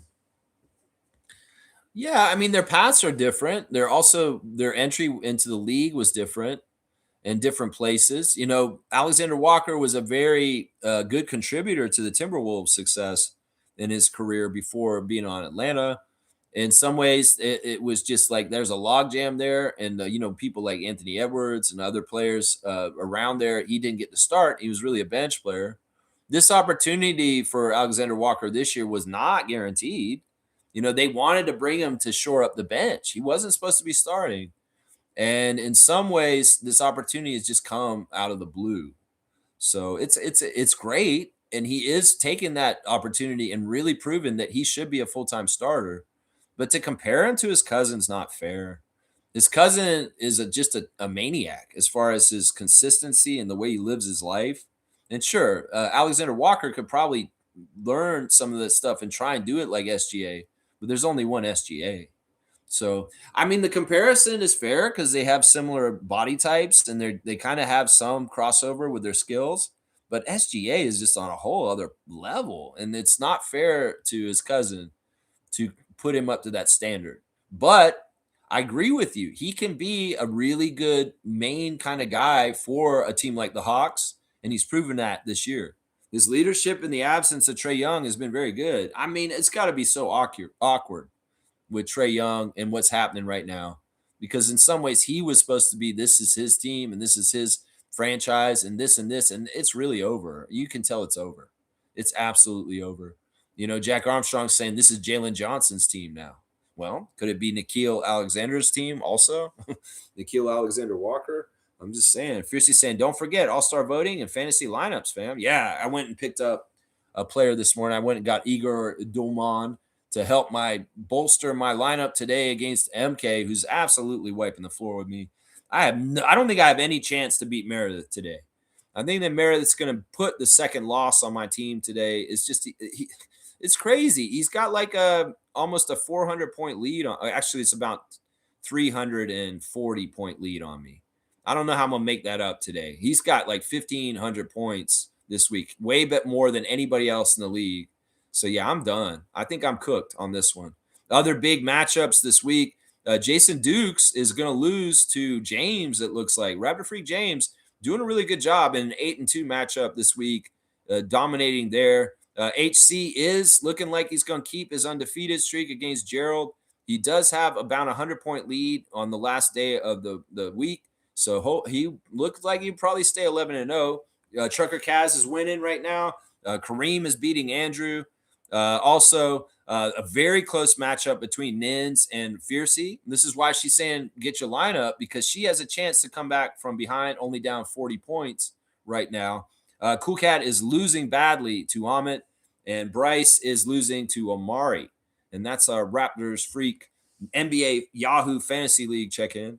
Yeah, so yeah, Meredith, good job. Once again, whenever I play teams like Meredith or Kaz or Jason Dukes or HC, these are weeks where I got to get up and really be ready for the competition because these guys are serious fantasy players and they will mess you up. Just like two-time WNBA fantasy champion Meredith's doing to me right now. He is messing me up right now. That's right. Shaq Lindsay's saying this. Good thing is that she will be courtside. She will be courtside. Okay. And IQ is much better on defense, especially on switches. Yeah, I think some of that is also just the coaches helping set them up for success by changing the philosophy of the switches. It seemed like some of the switching we were doing earlier in the season were not the right idea because guys were getting lost and all of a sudden they weren't effective. So I think that they kind of switched their switching philosophy in the recent weeks. And it's been way better about not giving up so many open threes. There's been a lot more threes contestant where guys are running at them and at least getting a hand in their face. And that's good. That's good. Let's see. Kaloy saying RJ is essential, especially in the playoffs for sure. Man, the dude just needs to be a Raptor for the rest of his career. I'm sorry, Bobby Webster. Just do it. Just do it, man. Just make that man a Raptor for the rest of his career. Trust me. He'll have X factors and leadership and just pure heart, a true heart for the team in the country that it will be worth whatever money you give him. I'm telling you right now. I don't want to see the day when RJ Barrett is not a Raptor again. Seriously, I don't want to see that day ever. Seriously. Seymour saying, punching those haters in the mouth. Watch what you say about RJ. There you go. Seymour Pate, the sheriff will, set you straight. Seriously. G saying, Shaq, just clap the entire time. Laugh out loud. Just clap. Both teams score, just clap. That's funny. That's pretty good. Wayne saying, good morning, Raptor Freaks. If we're not happy and appreciative of our Raptor team, please miss me. If you derive perfection, look in the mirror. It's called continuous improvement. We're a 5 and 6 sitting at 4. 5-6 a seed sitting at 4. I don't know if we're 5 or 6 seed. I think we're better than that. I think we're 4. We're right exactly where we're supposed to be, honestly. I really do feel like this. I really do feel like the Raptors are exactly where they're going to be at the end of the year. I don't think we're going to slip further. I hope we don't. I want us to stay right here. I know that the schedule is going to get harder and harder. I know that Jack was being a boogeyman about the Sixers coming up with a 2-game series against them and Embiid's playing all of a sudden. Well, when do we play them? 10 days? Well, a lot can happen before then with the Sixers to get all screwed up. Trust me. Even if it seems like the Sixers are rousing up and starting to get going. This month does have a tough West Coast road trip in the middle of it near the end. And yeah, we'll just have to see how we play through January. It is a difficult schedule this month. Hopefully we'll do better than we did in December and have a winning record in January. We're off to the right start, 1-0. That's right. And I'm with you. Yeah, if you got any kind of problems with the Raptors right now, just miss me too. How about that? KT saying, with RJ back, quickly just needs to play the point guard position at its truest and play D. Well, he has to score too. We need him to be a threat and to be respected by defenses and lineups because that helps everybody else in that threat, along with this threat of Scott, the threat of Brandon, the threat of RJ, the threat of different guys. So yeah, we need that. We need Emmanuel to still try and get shots up. But I love him being more playmaking. I definitely do. Wayne saying the Venezuelan hostilities is mostly based on the petrodollar being dumped by BRICS. Some Iran and Cuba oil is just the currency at play is lithium in Venezuela, Argentina, Chile, and Bolivar. BS. Yeah, that's the other commodity that's going to be so sought after is the minerals. Like the Ring of Fire here in Ontario, all these governments are like looking to go and mine like essential minerals for chips and things like that. Now, this is the interesting development out of China is that China has figured out a way to make chips without needing those minerals. They have. In some ways, that's very interesting. Once again, China is lapping everybody on innovation because in some ways, they don't have the fossil fuel industry in the way holding them up from making more and more endeavors. In fact, they have come up with so much shit. And this is part of the reason why oil is going down in price too, is because there's a lot of pivoting away from classic energy sources that are run on oil. That there's way more renewables coming in the picture. There's way more solar. There's way more wind. There's way more other stuff. And in some ways, the fossil fuel industry is just trying to hold on at the last second for all kinds of bullshit, whether it's pipeline projects, whether it's coal plants, whether it's all kinds of other stupid shit that's out there. This gravy train is over. And it's going to end for them regardless at some point because we'll have to do it and we will do it because it makes better sense. And even economically, it'll make better sense. But they are holding on and grasping and trying to keep the infrastructure based in North America and Canada and the United States around gas and oil, which is so stupid because the rest of the world has already moved on to the next energy source and they are getting all kinds of reaping the benefits of it. And we'll be behind and we'll be late on it and we'll do the extra damage to our environment also by holding on to an antiquated system just because of lobbyists and politicians holding us back. China has figured out all kinds of shit and they're doing it way better than us. And they figured out how to make chips without needing the minerals. That's news in the last month, guys. And well, they're going to be way ahead of us and all kinds of different things coming up soon. Watch. This is how part of it right there. Kaloy's saying this. Is Monday's game on Atlanta or in Toronto? It's here again. They're going to play here. Nobody's traveling nowhere. These Hawks are in town for a day. Let's see if they go do the Drake life in the city of the 416. I don't know. They're going to be down at strip clubs like some players would be at strip clubs in Atlanta. I don't know. Brass rail. I don't know what the players are doing today. We found out that Sandro Mamu going on the edge walk was one of the best experiences of his life. He said this after the game last night. We saw that you went to CN Tower and did the edge walk. Why did you do that? That's crazy in the middle of winter. He said, oh, it was amazing. I love being up there and looking down on the city and being out there. It was just invigorating. It's an experience I had to have. Yeah, Sandro really enjoyed it. He thanked the CN Tower staff for accommodating him and his family. So, yeah, that's pretty cool. So, I don't know. Atlanta, you got a day off in Toronto. What are you doing? What are you doing around Toronto today? You going to the zoo? You taking an edge walk? I don't know. What are you doing? What are you doing? Nah, they're here. They ain't going nowhere. This is, in some ways, that's what I was saying. That, we could have played the 2 days in a row. That would have helped the Hawks, but we ain't trying to help the Hawks. So, they had to play the second night of back-to-back after New York on Saturday night, and then they'll play us tomorrow with a day in between. Yeah, I ain't upset about that. We take a Sunday. That's fine. Nameless is here. Good to see Nameless. I did not appreciate Jack referring to Colin Murray-Boyles as an undersized guy. Fuck off, Jack. No, that's true. That's true. Seriously, trying to shape perceptions to what he thinks is protecting Scotty. There's no competition here. No, that's true, though. Nameless, it's not like a diss. It's just true. Colin Murray-Boyles is like 6'5", 6'6", and he's in there playing against 6'9", 7-foot guys. He's not as tall as you think. He's Charles Barkley size, and he is playing like Charles Barkley in the land of the Giants. That's why I make the comparison to Barkley for him all the time. Not only does he look like Charles Barkley with a dread wig on his head, you look at his eyes and his mustache and his nose, he has the same one as Charles Barkley. He has the same explosive leaping ability and a lot of the same strength and same things as Charles. And Charles, it didn't hurt him. He was undersized too. And that wasn't a diss to Charles Barkley back then. It's just the truth. The man has a short height for his position. And if the Raptors are going to start him at center, that's an undersized 5. It's not even a small ball 5. It's an undersized 5. That was part of the reason why I didn't want us to draft Colin Murray-Boyles, because I knew he was undersized. That was my biggest gripe with him, Nameless, when we did the scout of the day. I said, this guy's undersized. I don't know if he'll work in the NBA because he may be too small. I didn't realize how strong he was. I didn't realize how much of a leaper he was. And I didn't realize that his basketball IQ is very high too. So Bobby knew better. But in some ways, when we drafted him instead of Malawak, I was like, whoa, we could have got a center here. But instead, y'all drafted an undersized forward. And that's just his descriptor. It's not a diss that Jack's trying to say. That's just the truth. That man could be 6'4". He may be the same height as me. I might be standing next to Colin Murray-Boyles, and I was like, whoa, you're like seeing eye to eye with me, bro. And you didn't realize that. So it's not a diss, and he's not trying to protect Scott. It's just facts.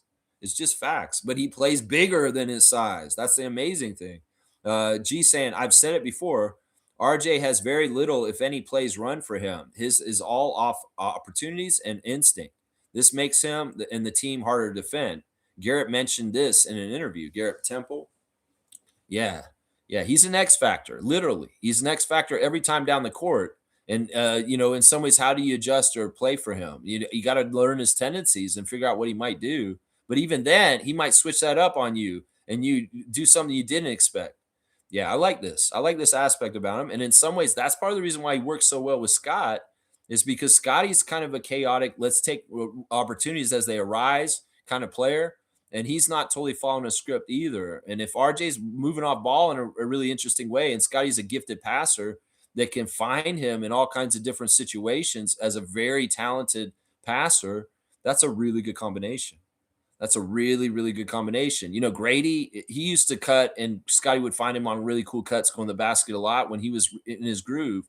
Now, RJ's still in his groove, so he's able to do that.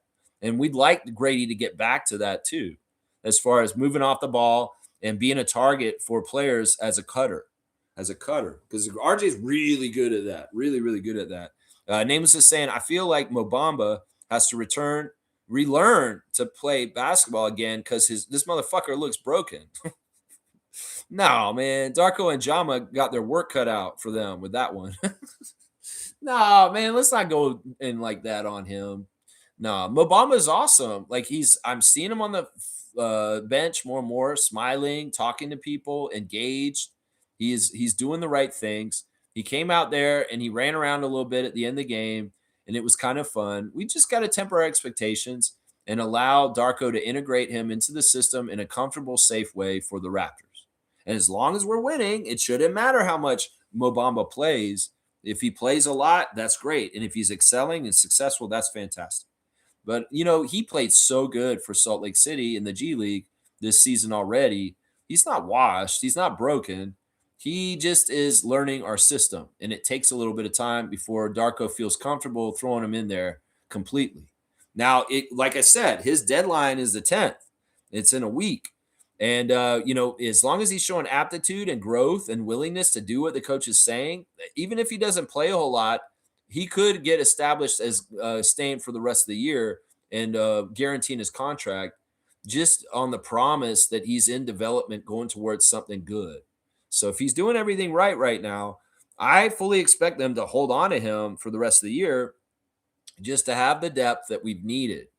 But I have said also, if we do cut him before the money guarantees, realize maybe he was a stopgap just for while Jakob was out, and Jakob is expected to return around when that would end. And we didn't want to fully guarantee him and have him for the rest of the year.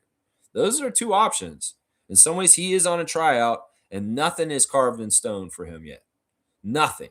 Not a thing. And Raptors fans need to be aware of this and not fall out and go crazy if Mo Bamba is cut from our team all of a sudden. Seriously. They got to be ready for whatever might happen. Kareem's saying this. Lex, what's one move you would want to make for this team? I mean, right now I feel pretty good. I mean, I still want to get more centers. I don't know. I like the team right now the way it is. I feel like it's in a really good place and a good chemistry to win the way it is right now. It really was health with RJ and Yak that'll help us more. I mean, we're winning without Jakob right now with RJ coming back. And when Yak comes back, our winning chances go up even higher because that's just how the stats have shown the last few years with him on our team. So I like where we're at. In some ways, I'm not somebody who likes to just do a move just for the sake of a move, or fans saying we need to do more. We need to do more. No, if we've got this right and Mo Bamba is working as a project towards being our third center and being fine, I think we're good. I think we're good with who we have right now. Now, if Bobby makes a move because he's trying to do some housekeeping to figure out with the salary cap and the apron and also expiring contracts with players on our team and just looking forward to be a step ahead to kind of keep his flexibility and what he's trying to do as the general manager of the Raptors, I have no problem with that. It's likely that he might still do a trade at the trade deadline, but he may not too. And if he doesn't, I'm not going to be upset if he doesn't. He'll have his reasons for that, but he may still try and trade somebody like Oshai at the trade deadline just to get something else and maybe to manipulate the cap space and where we are with the cap. So let's see. Kaloy saying the new CBA are pushing bloated scorers like Trey, LaMelo, and troublemakers like Morant off the league. Yeah, it's really interesting because the parity in the league and the way that the caps are is you can't afford to have these knuckleheads. You can't afford to have guys who chronically miss. You can't afford to have these projects where they were supposed to be superstars and they've absolutely been people like John Morant or Zion Williamson. In some ways, these toxic assets that they called RJ in New York are real around the league. And in some ways, you're going to see more and more of these teams because they can't afford to have big sections of their salary cap held up by these guys, really making decisions into the future a lot different. Like, seriously, maybe these players are going to be more psychologically evaluated. Maybe there's going to be a little bit more of paying attention to the cautionary tales of Ben Simmons or Zion Williamson or John Morant or Trey Young. And people will realize, yeah, these guys are kind of dead ends. Like, this isn't the kind of player you want on your team as your franchise player, Trey Young. And I'm not going to try and find anybody in the draft or in free agency that's anything like these guys around my team anymore. It's very interesting. In some ways, it's like cutting the fat. It's cutting the uselessness of the league. Maybe there are guys on gravy trains just getting contracts like Ben Simmons and just doing it like that. Maybe they ruined the league for that because they abused it. And now to be in the league, to fully be in the team in the NBA, you got to be showing up and playing, and you can't be a flaky, half-assed, I'm a talented guy, but I am not really doing this in the NBA properly kind of guy, like the guys I just mentioned. Trey Young has done it right. The thing about him is different is that his build is not conducive to winning the NBA. His player build as the player of who he is. And that's a cautionary tale for people. You can go ahead and get a little quick little skinny guy like him and get all the scoring in the world. He can be the most talented scorer. And that's why it's going to make it even harder for guys like Allen Iverson to be good in this league. Because even if you are Allen Iverson and you can get 50-point games, did Allen Iverson ever win a championship? No. Was he a great individual player? Yes. But if we're in the NBA and we're trying to build champions, are you going to try and get a player like Trey Young? No. So that's going to inform a lot of decisions by front offices going forward because they can't afford to fuck up anymore because the salary cap is just like that. And the parity in the league is so competitive. And that could be the fatal mistake between you being a good team in this league or not, is having players that suck up your money and they don't actually contribute anything to your team. So, yeah, this is true. And in some ways, this is right that this should happen. Because there's been a lot of jokers hanging around this league getting paychecks that they did not deserve. And the NBA may be a little bit more tougher on that coming forward in the future. That's right. Trevor's saying if Kia Nurse gets on the tempo this season, she will be very good because she and Alexander Walker have the same trainer. I want that Canadian connection. I think that Kia would be all about it. Like, seriously, I bet privately she's told people I would play for the tempo. I would love to play for Toronto. I want that connection. I want that hometown hero right from the start. I want that connection. Kia Nurse, you are a tempo. Woo! Woo! If we hear that in the next couple months, I'll be like, yeah, we got Kia Nurse. And I'll do a Friday freak out on Toronto Tempo Kia Nurse player for that team. I hope this happens. I think that the likelihood of this happening could be very high, honestly. It could be very high, seeing as she's a free agent and this is her hometown and she may want to be a part of history. I mean, why not? Why not? I mean, she's a very valuable player in some ways to be in this team because we need her three-point shooting and we need her leadership and we need her veteran know-how as a young expansion team in his first year. And I'm sure she'd love to work under the great Sandy Brondello in Toronto on the tempo. That's right. She'd love to be on the tempo. I bet you she would. I bet you she would. That's right. Kate Burnett saying, this is my team when they're in the studio. They're hilarious, man. This is why TSN beats Sportsnet is they have warmer personalities that are just fun. Kate Burnett is fun. Kayla Gray is fun. They're just fun. And I won't talk about the other people and diss them again like I did the other day. I'll just out of the blue right now. I'll just laud and appreciate and love the TSN crew of Kate Burnett and Kayla Gray and the rest of them. Kia Nurse, you're awesome. Leo, always, you've been awesome since the beginning. Even though you were mean to the Raptors early on in their history, you're still Leo, an icon in Raptors history. And Matt Devlin, Jack Armstrong, hey, what's not to like, Ron Jeremy? All right, let's see. Kareem's saying I'm in 2 basketball fantasy leagues and I have a combined 3 wins. I don't know what the fuck I did this draft, but whatever it was, I'm doing the opposite next year. I'm sorry if I'm not engaged. My team is too shit. Well, we can't be good at everything. You are a dunk champion, a 3-time dunk champion, and maybe not the best fantasy player, and maybe not the top trivia player either. So it's like you got your thing, you got your bag, know your role. Know your role, Kareem, and just do what you're good at. Be funny. Be funny. You don't have to be good at fantasy. You don't have to be good at trivia. Just be funny. That's what I say right there. That's right. Fiercey's got RJ on blast. I love it. Kaloy's saying this. Bobby found his trio that will lead him to success. Barnes, Ingram, and Barrett is a championship trio. Do what it takes to keep them here 5 to 7 years and work around them. Yeah. Yeah. And kudos to Masai as well, for sure. Always to the great Masai Ujiri, the architect, the culture setter, the man who built Toronto, We the North, and made the Toronto Raptors what they are as a franchise. Heat culture was built by Pat Riley and Eric Spoelstra. Spurs culture was built by Greg Popovich. And, well, Toronto culture was built by Masai Ujiri, and we'll be forever grateful to him and just his contribution to basketball in Canada and the Toronto Raptors. And Masai forever. Masai forever. Fuck you, Keith Belly. I'll say that right there. Yeah, kudos to Masai as well. Yeah, I agree with this. I'd love to have this trio be the next guys that are getting those rings in Toronto and the Larry O'Brien here. Those 3 guys, yeah, and Emmanuel too. I want Emmanuel part of it, and Yak. The starting 5 is great. Lock it in. There's nothing wrong with our starting 5. People that think our starting 5 is messed up, you're wrong. And the haters will be louder and louder when they see that it's right because they want us to screw up and mess it up. So they'll increase their volume and start saying shit about Emmanuel quickly and Yaka Pirtle more because they can see the truth and they don't like it because they don't want the Raptors to be successful. So remember that, people that echo the haters and what the stupid shit they're saying about Quickly and Pirtle and stuff like that. Kareem saying Bamba versus Embiid could be the new Gasol. Dude, that's kind of funny. He's saying release the Epstein files. All right, we're going to give you a dunk. We're going to give you your dunk. The first dunk of the year for Kareem, I believe, is coming right here. And it's partly because he's just crazy. He's talking about Epstein files, and he's talking about Embiid versus Bamba like that. That's crazy, man.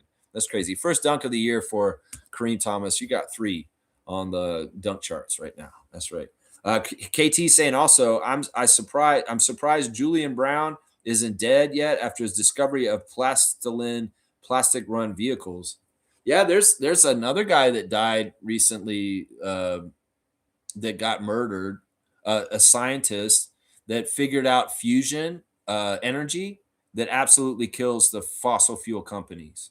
These companies are crazy. They will kill people. They will hold us back from switching to a less polluted world and destroying our environment just because they're making that money. And they'll literally murder a scientist who came out with fusion energy endeavors just recently. This shit just happened in the last month. This dude got murdered. A scientist, a guy who was working on something that he was on a breakthrough that was about to change everything. And in some ways, them murdering him kind of set back the results coming out, but it's still going to happen. They can't stop it. These sorry ass pieces of shit that are holding on to the past, literally with dinosaur bones and dinosaur fossil fuels, are literally holding us back, and they are the biggest criminals in the world right now. The gas companies, the oil companies, they are absolutely the biggest criminal syndicate in the world right now because the world could be way better without them involved in any kind of way, and they need to fuck off and just die, that whole industry. Seriously, but it's so powerful. There's so much money in it. They'll actually murder scientists. They're going to fix our climate problems and our energy problems because they don't want to lose their gravy train of money. Just so y'all know right there. Yeah, they did. They murdered a scientist in the last month. The gas companies. I'm telling you right now, that's who did it. They're going to say that nobody knows who did it, but we know exactly who did it. Read between the fucking lines. Seriously. You know, there's even like the murder here in Toronto, the Shermans. That is so fishy because of what he was involved in was in prescription drugs and making prescription drugs cheaper in Canada. And the pharmaceutical company may have killed Barry and Honey Sherman in a high upscale neighborhood in the city of Toronto. Seriously, it's crazy. These companies, these huge corporations, they are dirty as fuck, and they are run like mafia companies, and with their mafia lobbyists, and they're fucked up. If they have to, they'll go to criminal ways and murder people if they're affecting their bottom line. Seriously, don't be stupid to this. These companies are fucked up, and they're criminal enterprises at this point. The pharmaceutical industry, the oil industry. Who else is a absolutely criminal background right now? That they're just fucking the NRA. These are all criminal industries. These different industries because they want to protect their stake in the market. And anybody who's changing the market, innovating the market, changing things is going to cut them out and not allow them to do this. Well, they're fighting against them and they're trying to change it. It's crazy. Power corrupts, and these fucking people are so fucking shady, and they're all going to hell. Seriously, right now. I'm telling you right now. That's right. Chloe's saying this. I think it was Stargate that said before that it's not the height that's most important. It's the wingspan. Colin has an almost 7-foot wingspan and low-key athletic. Yeah. I'm not dissing him, or Jack isn't dissing him when we say he's undersized. That's not a diss. That is just the truth. At his position, he is a shorter height, but he makes up for it with strength and wingspan. He does. He makes up for it that way. Nameless is saying, me too. I am content with our current roster, especially with Bamba, who I don't care if he even plays much because he is just a safety precaution. So we don't have absolutely nothing at any point. He really is a rim protection option. If we have problems where people are going to the basket too crazy and just scoring at will against us, which has happened at times this year. And that's made us call out, we need this, Bobby. We need this, Bobby. Well, he went and got it. And it's like breaking in case emergency. Like you don't use the fire extinguisher every day. You use it when you have a fire, right? So if there's a fire and it needs to be put out, then call in Mo Bamba. And hopefully he can be the remedy to these issues. And that may be protecting the paint and being a rim protector at times when another team is just running us over with their offense going to the basket. That's when you might see him, is when a team is just absolutely scoring on us and there's no resistance. And all of a sudden, Darko's fed up. You say, all right, go out there, Mo Bamba, and show us what you can do to shut them down. That's when you might see him right there. Yeah, Name is saying, if all things go well, we barely even see Bamba until later this season when he is fully acclimated. See, there you go. Give him some time. If he's learning and in good faith, we feel like he's worth holding on to, we'll hold on to him and we'll see him grow with the rest of the team as he's integrated into the team. Because he just showed up, man. In some ways, there's a lot to what the Raptors run and what they do and how they do it.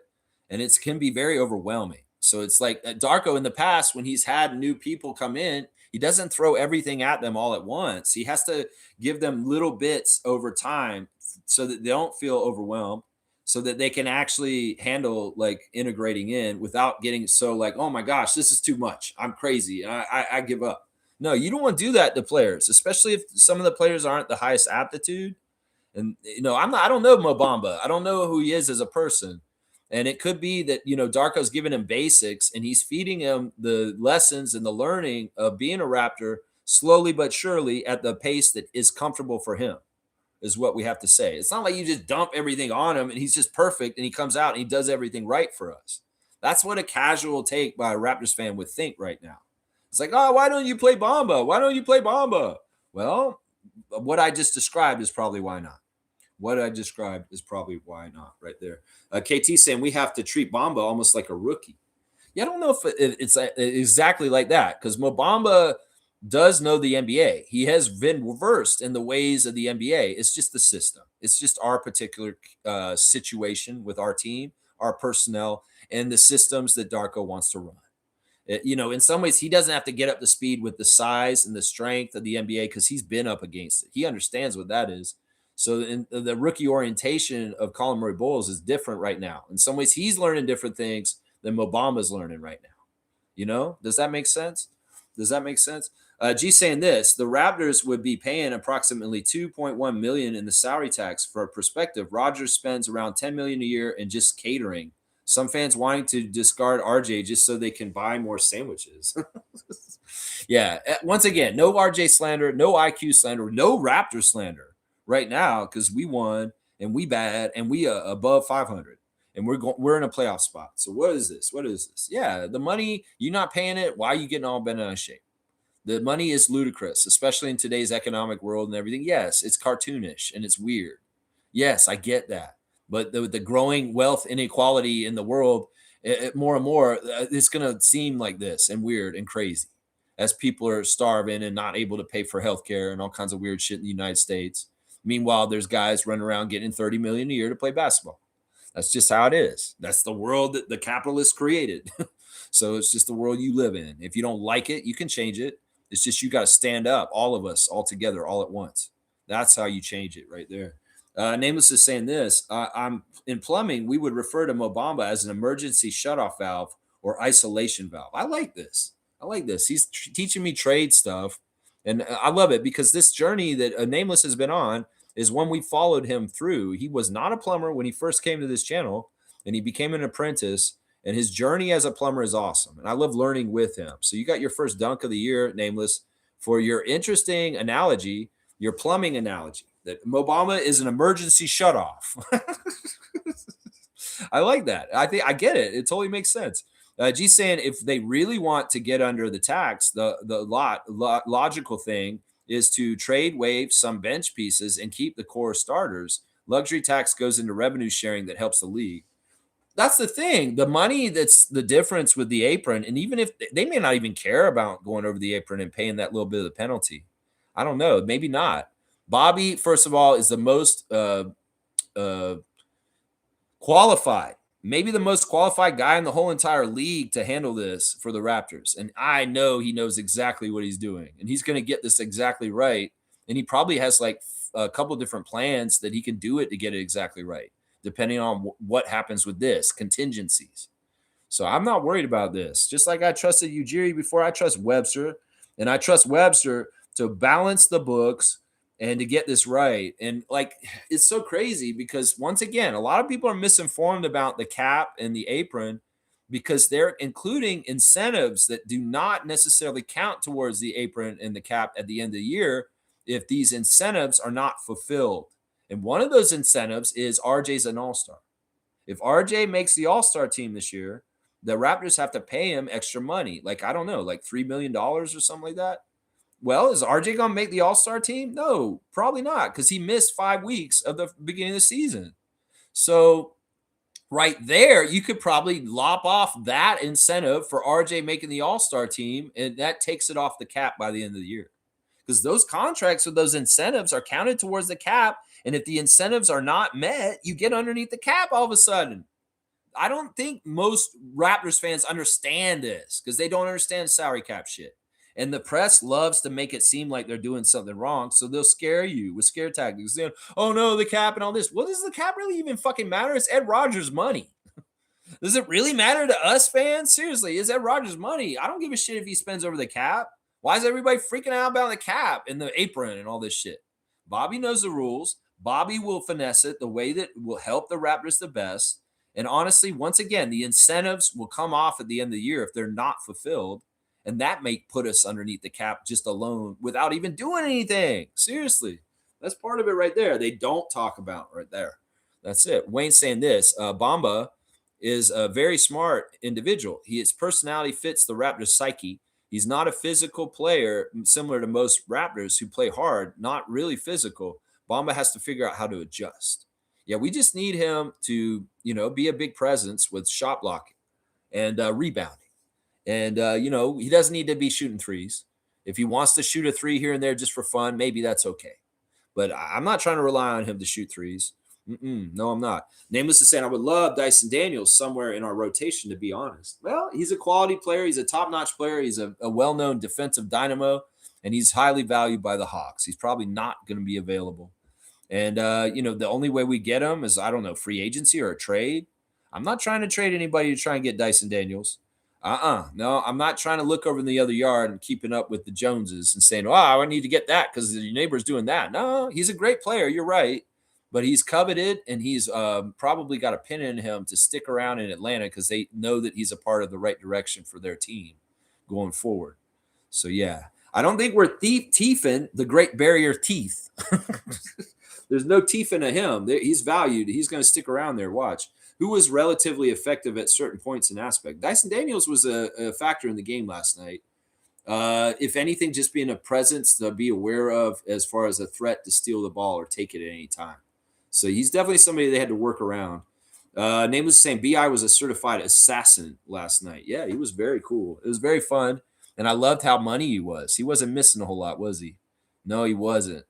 And he's just fun, man. He's just a fun player. He's the most talented guy on the court, offensive-wise, last night. That's for sure. Trevor J saying Anthony Edwards walked off the floor last night in the third quarter because the team was not playing good. And when he went back to the locker room.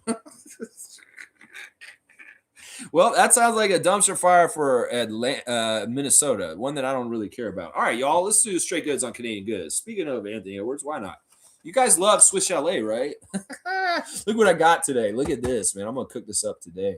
This is a home kit, Swiss Chalet home game. You know, they have like Family Feud in the home game. You know, you could get the Scrabble home game or different game shows, Wheel of Fortune in our home game, Jeopardy home game. This is Swiss Chalet home game. You like Swiss Chalet ribs at the restaurant? Well, you could take them home. Go to the grocery store and find some Swiss Chalet ribs. Of course, they're Canadian. It's a Canadian company. On the back, it's got the little Canadian symbol. It's like these are Canadian ribs. So I'm going to eat these Swiss Chalet ribs later because Swiss Chalet is a Canadian institution, right? And well, you could have the home game too if you want it. You don't have to go to Swiss Chalet to get these ribs. You could just get the grocery store ones and take them home and make them yourself, which is what old Lex is going to do for dinner today. So I'm going to eat this whole rack by myself, because I'm here by myself. And that's what bachelors do. They eat like pigs and eat the whole meal. And they eat stuff that they shouldn't eat the whole thing of, even if it's a crazy portion. And that's the thing they're eating. But yeah, Swiss Chalet ribs, home game. Go get straight goods on Canadian goods. Why not? Swiss Chalet at your house. The home game. So stupid, man. All right, let's see. Infamous is saying appreciate it. No Kayla Gray slander allowed. That's right. You said slender. Is that a Freudian slip about health improvements she's made? I don't know. Maybe you said slender. Let's see. Nameless is saying, of course they whacked that scientist. Yeah. They're called banksters, syndicato criminals. Yeah. I mean, in some ways, look, it's crazy, man. Like, is there going to be any justice or law and order any kind of way? Is there going to be any kind of rule of law? Is there going to be any morals? Is there going to be any honor in this new world we're going into? Like, seriously, is it going to work out in some ways that those that do wrong will get what they deserve in the end? I hope so. Because there's a lot of criminality that's going unpunished and getting rewarded with huge amounts of billions of dollars. And the president of the United States, not really the president of the United States, he stole the presidency twice, 2016 and last year, or the year before last year, 2024. These criminals need to come to justice. And he is a 34-time felon. And he has increased his bankroll last year from like $2 billion to like $8 billion. He's got like almost $8 billion now. He's an absolute criminal. They're kleptocracy. It's just like the oligarchy in the Russia, that like the very rich people are gross and they're subjugating and taking all the money and doing really crazy shit. I don't know, man. This is a criminal world we live in when criminals run the world and they're absolutely fucked up and mafia types. Seriously. In some ways, I'm like saying, like, why do I care about any city codes or doing my taxes if everything's just thrown out the window? And in some ways, the examples for our children and the role models are basically criminals themselves. Is this the world we're going into with a bunch of fucking immoral pieces of shit that are in charge and they just are above the laws and there's only rules apply to everybody else, but not them? I don't know. You'll get what you get eventually. Trust me. You will. You'll get what you get, you criminals, you top level criminals at the top of society right now. Kareem's saying, I'm looking at our schedule and it looks pretty brutal for the rest of the season. Well, that's what they were saying last night. The Raptors now have the third hardest schedule for the rest of the year. That's why we got to take it game by game and take the lessons, and hopefully have in health. We can put our best foot forward and compete with anybody on any given night. That West Coast road trip later this month is going to be very telling. And some of these games are coming up very soon. Before that, games with Philly and Boston. These are going to be games where we need to show that we can beat Atlantic Division teams also. So, because we need to win in our division. We're doing well in the Eastern Conference, but we need to do better in our own division. And that means beating Boston, Philly, and New York when we get to play them next. Yeah, Seymour's saying stay hungry and wash your damn hands. Raptors freaks. All right, I like that. Nameless is saying I trust Webster because he's a known commodity. Yeah, we've had him for over a decade on our team. He's been the general manager for our team like a decade now. I don't know why everybody thinks it's such a big switch from Masai leaving to Bobby being here, because Bobby was his partner and they worked together, and a lot of the decisions were done together. So the pattern of what the Raptors are going to do is already established. It's not like it all changes just because Bobby's in charge by himself. No, the philosophies that were done by our team, because people don't remember this, but Masai was like, I would like the people that are good at what they do around me to do the job, and I don't necessarily have to dictate to them how to do it. And Bobby Webster was the capologist and the general manager of the Raptors pretty much the whole time when Masai was around, and he was doing the job not independent of Masai, but he was doing it with the expertise, and Masai trusted in his expertise. So how the hell would it be that much different just because Masai's gone if Bobby's still doing the technical GMing and the head of basketball operations stuff? Because Masai was the picture, he was the culture setter. He was the big picture. He was kind of setting the motif and the ideas and the color scheme and the feel and the attractiveness of the team to get us so popular at this point.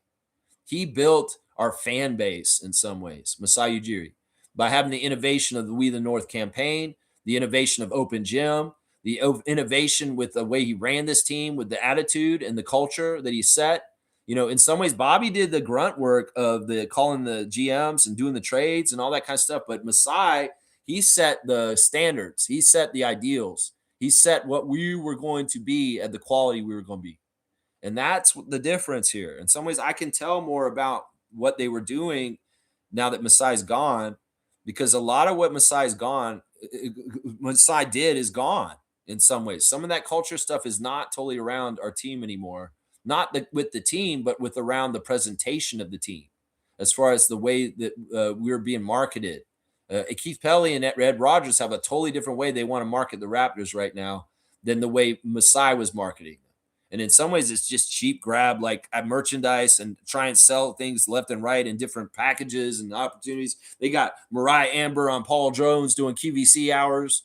You know, they're doing all that very overt selling, where Masai wasn't doing that kind of stuff. It was more like, you know, you want to buy Raptor stuff because it's cool. You want to buy Raptor stuff because we're conscious. We have a social conscience. You want to buy Raptor stuff because we are that outsider and that badass, and this is what we're doing. Meanwhile, you know, like Ed Rogers gone more corporate with selling merchandise and trying to sell the Raptors as a brand. And just in the last 6 months since he took over, it's absolutely changed on a dime. And Bobby's not in charge of any of that. Masai was in charge of that stuff before. And that's the big difference in what's happened. That's the big difference. It could be very well some of the conflict between Masai and Ed Rogers as the owner is, I don't want to be so cheap with selling things like this. You guys are just blatantly being selling. In some ways, part of me having a standard of quality is not being so cheap with selling stuff like you guys are right now. And that could have been, in a way, part of the reason why Masai was dismissed for a concrete reason, is that Ed Rogers is like, I want to open the floodgates. I want to do cross promotion with the Leafs and the Bills and TFC. And you're getting in the way of that, Masai, because you want to make our brand unique and individual away from all the other stuff. And that is true. Masai was protecting us from being integrated with the Leafs too much. And well, now that Ed Rogers owns all the Thanos stones and he is in charge of it all, he's integrating like crazy. He wants the cross promotion between the Jays and the Raptors. He wants the cross promotion between the Buffalo Bills and the rest of MLSE. So it's interesting. It's interesting to see the dynamics and how they change. Now, I'm very, very grateful and very happy that the basketball operations stuff and the commitment and the culture of the team and the team operations has not changed, and the ownership changed with Ed Rogers III. But that other stuff has, the stuff I just described. The stuff that I just described. That's right. Let's see. All right, we're on Blackhawk. When you avoid the cap, you get paid by the teams over the cap instead of paying the teams under the cap. Yeah, I understand how that works. In some ways, that maybe they don't care as much, but I'll bet you they do, and they will get it under. And Bobby's like that; he'll do it. Kaloy saying, I think the main issue fans have is paying the tax for a dud team. But hey, we are 21-15 on the first year of this lineup. So this is a moot point now. Pay this lineup, bitch ass Rodgers. Yeah, I mean, I'm not even worried about this. Like, if he's running at like level, that's the thing. It's like we're not going into the aprons to try and compete more. Well, we have that opportunity to go into that drive later. Like, if we get to a certain level of the playoffs this year, we're still building as a young core. We're making the playoffs the next couple years in a row, building and building. Rodgers will open up the purse closer to when we're to strike for the second Larry O'Brien. And maybe we make a big splash like Marc Gasol or something like that, just to get us over the edge, just to get to that last spot. There's a history of this with Toronto sports. The Blue Jays World Series in the 90s were similar. They went and got guys like Jack Morris and Dave Winfield and David Cohn and different people like that. They went out and bought big-time stars that were doing good things around the league to really bolster their chances when their team was very competitive and close to winning the World Series. And it worked. They got 2 World Series championships, people like Paul Molitor and that coming in. And so that is a template for even the Raptors when they won in 2019 with the switch up from Jonas Valanciunas to Marc Gasol to make that stretch run.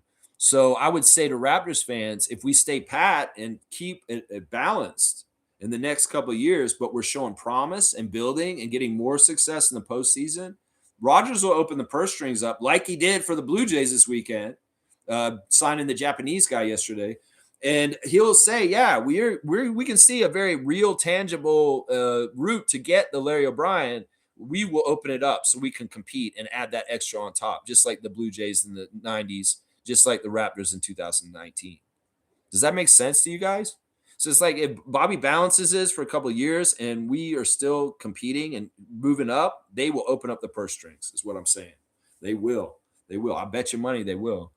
Trevor's saying Raptors going to be playing every other day in January. Yeah, it's 30 days in the month of January. We got 15 games. You do the math. You do the math. We got 30 days this month, and we've already taken 2 days off for this month. And we've taken 3 days off for this month: the 1st, the 2nd, and the 4th. So you do the math. We got to catch that up on a back-to-back before the end of the month. Kareem's saying this: Rodgers will pay any fines. Blue Jays looking like they're going to be way over the cap. Difference is Rodgers didn't want to with Masai, but seems willing with Bobby. Either way, it's going to work out. No, it wasn't that it was Masai. It's that they were transitioning to the new ownership, and they didn't want to invest in that core of Fred and OG and Pascal going forward because the writing was on the wall. Tannenbaum was stepping down, and the ownership of the Raptors was going to change and shift to Rodgers. And in that situation, as Fred put it on Unguarded podcast, that wasn't a smart time to put long-term investments in those players when it could get very much switched, the regime. And, there was no guarantee Bobby would be our general manager after this ownership change. And it could have been a whole different front office. And they may not have valued having any of the players that we put long-term contracts on as far as Pascal, OG, or Fred, if we had made those decisions at that time. So you can't say that Rodgers or MLSE was not opening the purse strings for Masai to do that. And there's a difference in that. No, it's because the change of ownership was coming. And the MLSE didn't want to make any big contract moves like that at that period of time. And Fred explicitly explained all this on his podcast in a recent episode, saying this: I understand why they didn't do it. They were changing ownership and they didn't want to put stuff on the books for the next ownership that they may not have wanted.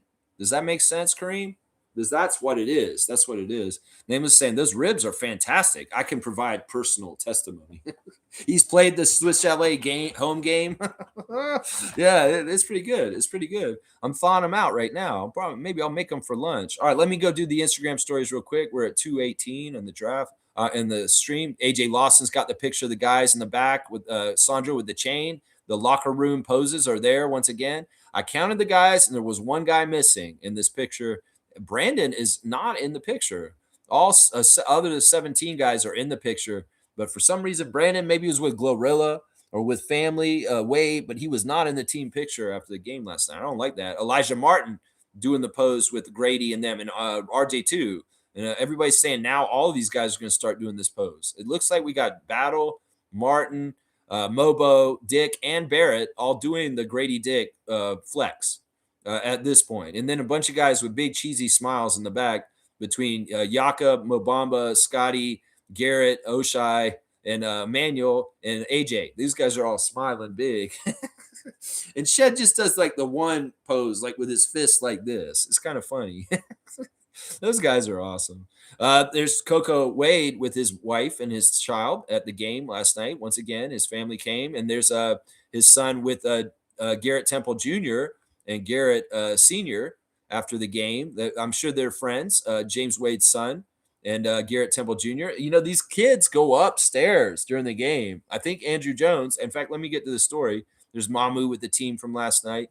I think that Andrew Jones and his kids go upstairs and they play on the practice court while they're upstairs. Like Ava and Heidi be hooping during Raptors games with the rest of the Raptors kids. So James Wade's kid, Garrett Temple Jr., they're going up there and they're hooping it up while their family is playing downstairs.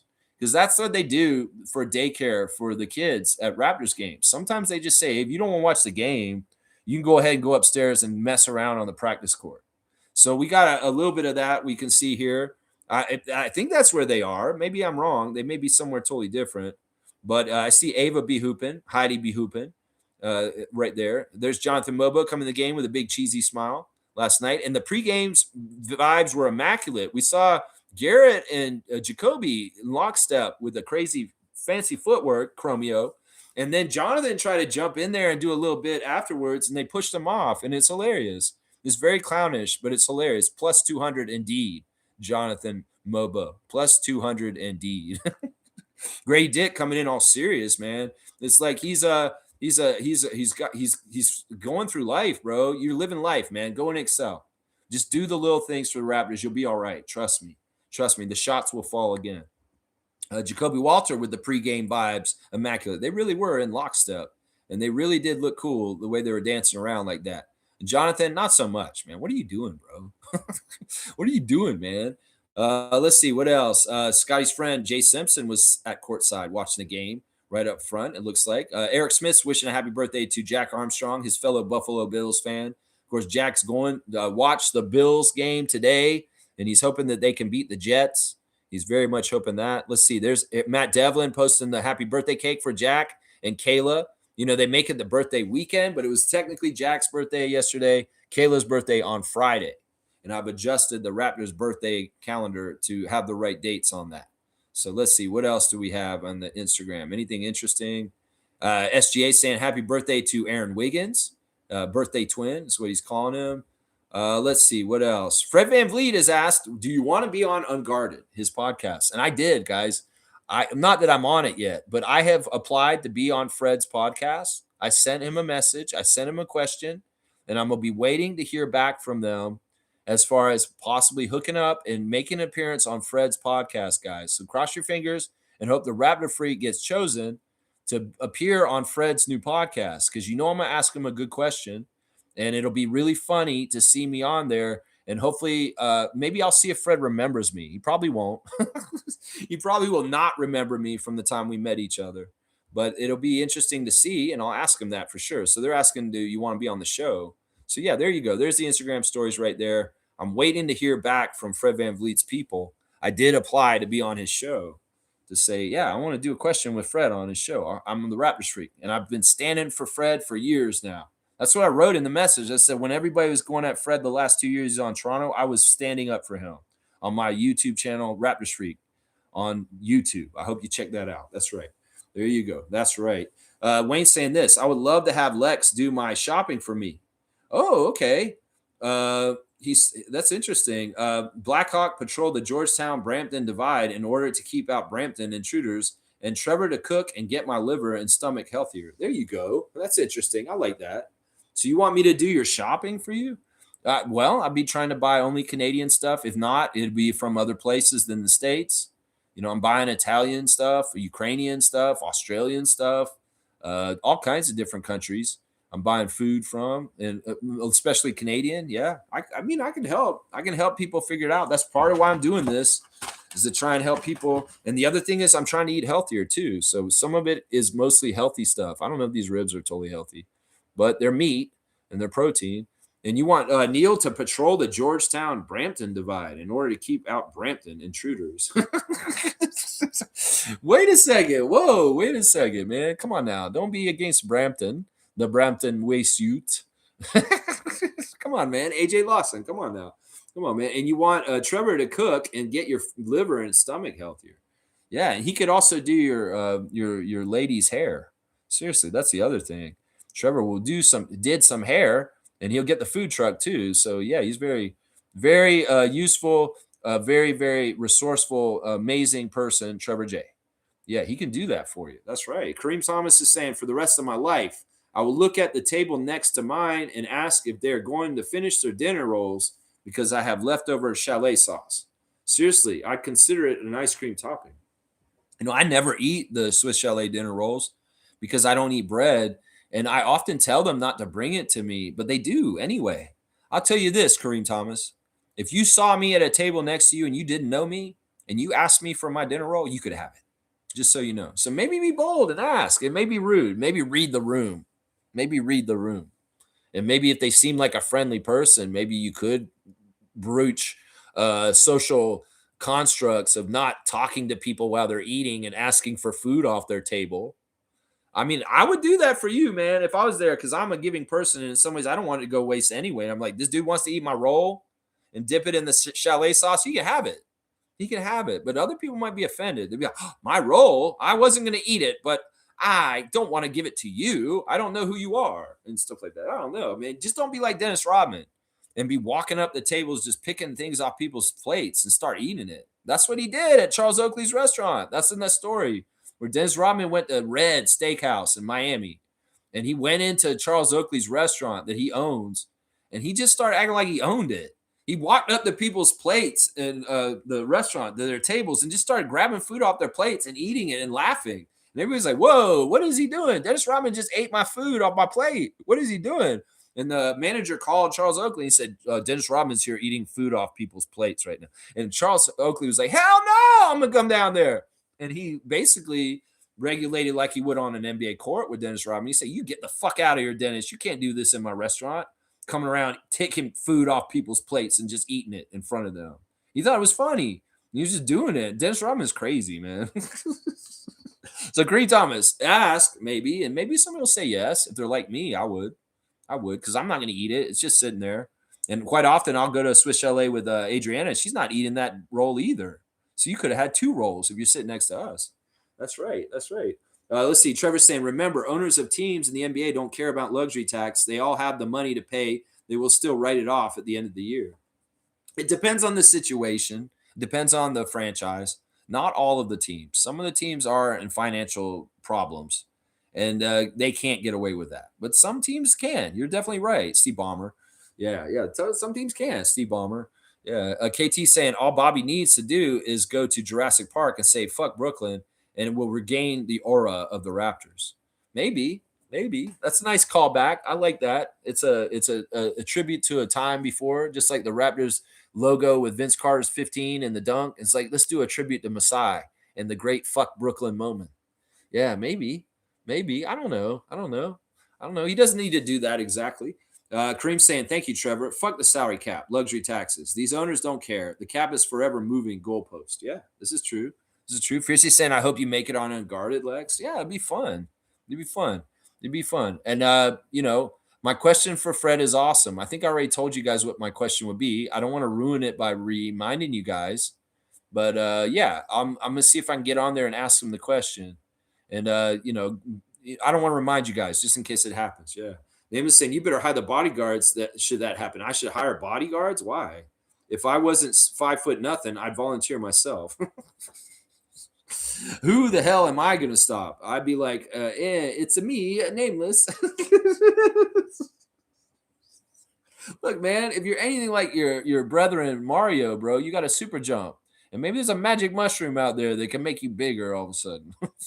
Find some sort of crazy star and you're invincible all of a sudden. That's meth. Yeah, if you did meth, you're like the invincible star in Super Mario Brothers.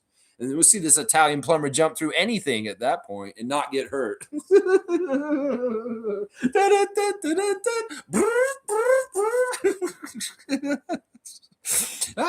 Good Game said this. Someone came into the Hello and Welcome live after the game thanking Raptors fans for embracing Ingram and said, "We love it here," guessing he may have been a family or friend.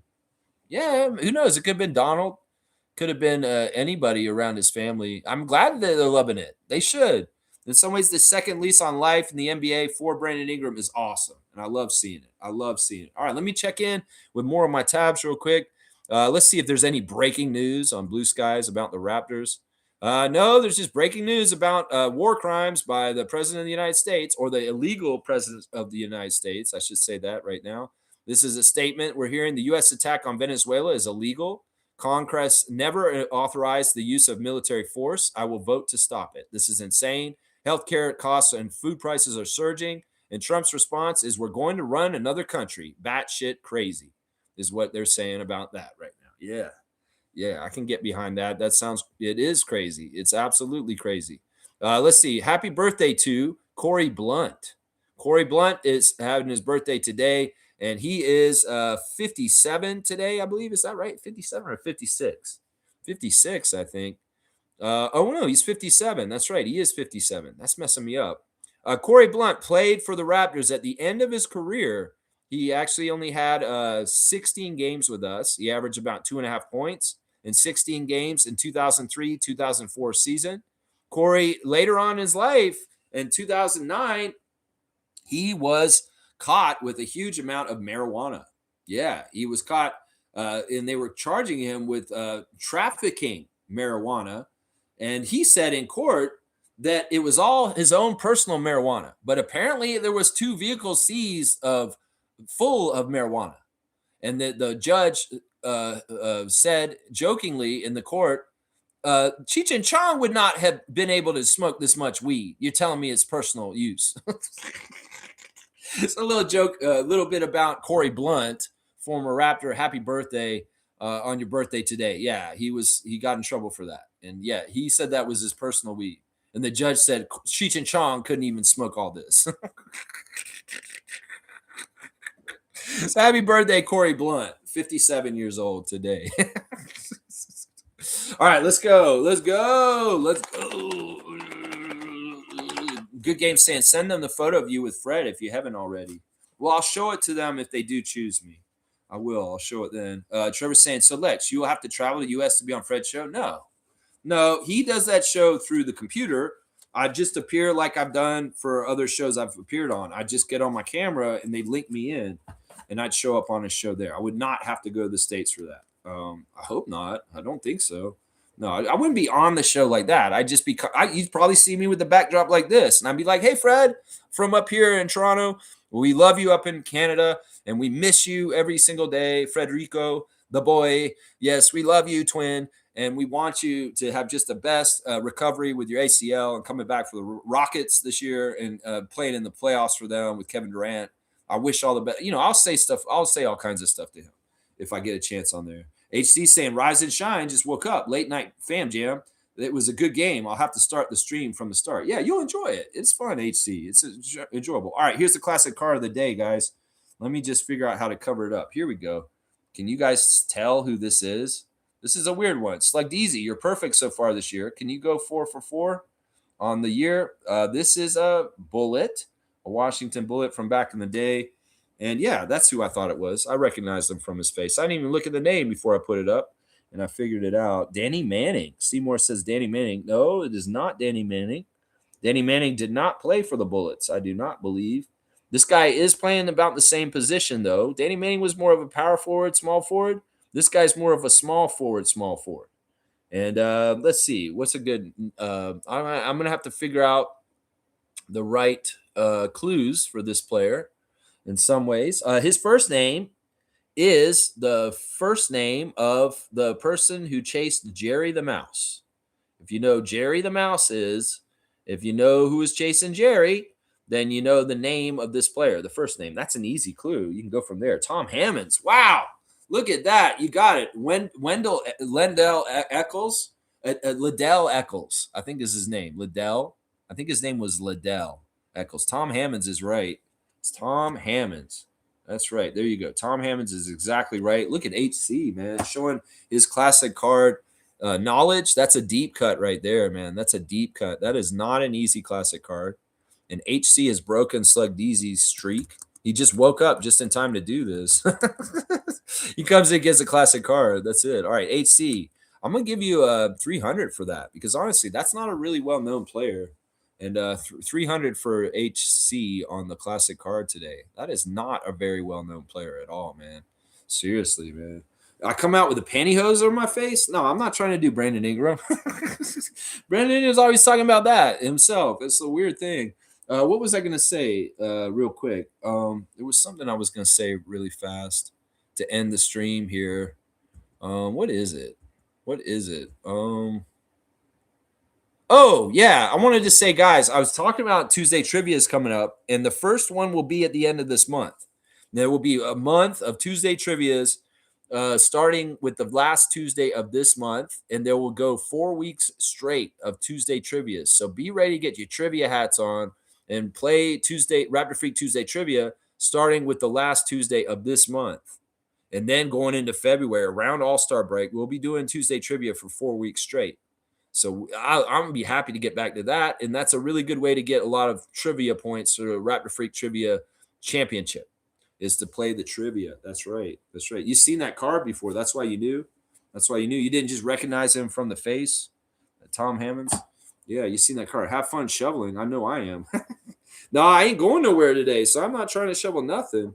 And the great thing for me is I have a snowblower now. I got one for Christmas. And it worked really good. Like it worked really well when I got it out there. So it's not even shoveling anymore. It's just get the snowblower out and start blowing the snow around.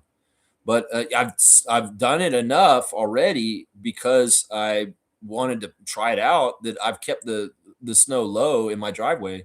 And it's really easy for me to drive out even with all the accumulation in the last week because I've been vigilant about blowing the snow off of the actual driveway. So maybe I'll go out there and blow the snow off of it again.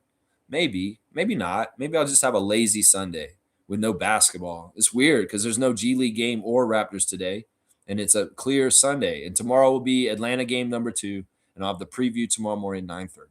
That's right. Yeah, Nameless, I appreciate the alley-oop, man. You want what? He gave you an alley-oop? When did he give you alley-oop?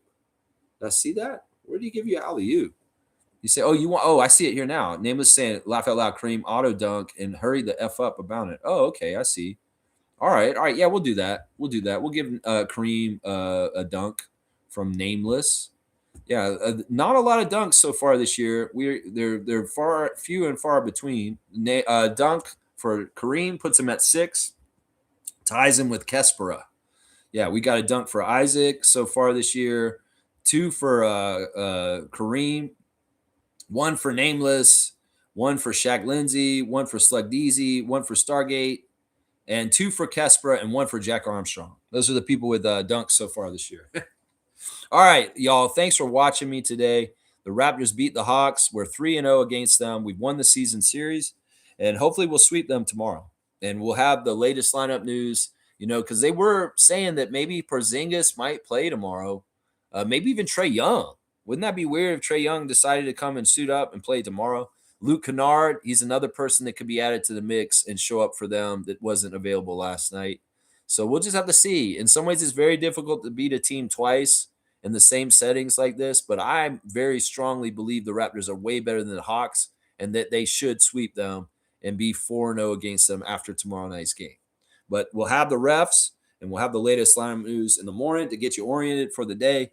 And what to see and think about with the Raptors later on in the game. That's right. Yeah. Orchard Park, last game today. That's what I heard. That's what Jack was saying yesterday, that they're closing down the football field in Buffalo tomorrow or today.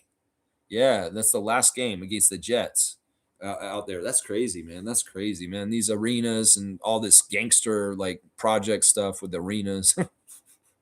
Anyway, all right, wrapping it up. My 5 stars of the game for the Atlanta Hawks game last night, the big win by the Raptors. Brandon Ingram, number 1 star. RJ Barrett, number 2. Scotty Barnes, number 3. Sandro Mamukelashvili, number 4. And Emmanuel Quickley is my 5th star for the game last night. All right, y'all. I appreciate everybody watching me. I hope y'all have a fantastic Sunday, and I'll see y'all tomorrow in the morning, 9:30 a.m. for another preview.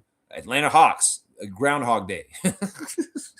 Once again, all right, y'all have a great day. I appreciate everybody and their opinions. And once again, the opinions expressed on this show are solely of the individuals expressing them, not necessarily of each other's and collectively, and the team or the NBA or anybody other than the individuals who express these opinions. And I appreciate everybody for watching me. Stay positive, Raptors fans. Know your role, and you're a good fan. You're rooting for your team because they're doing well, and stay positive. There's no reason to come down on them or be crazy or talk all this crazy trash, denigrate our players when we're winning. And in some ways, your nitpickiness, well, are you ever going to be satisfied? Are you ever going to be able to just sit back and relax and enjoy it? That's what you should practice right now, Raptors Nation. Enjoy it.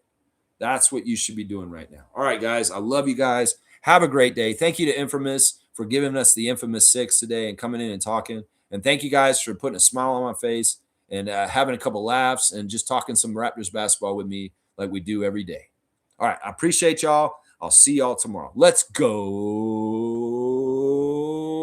Raptors.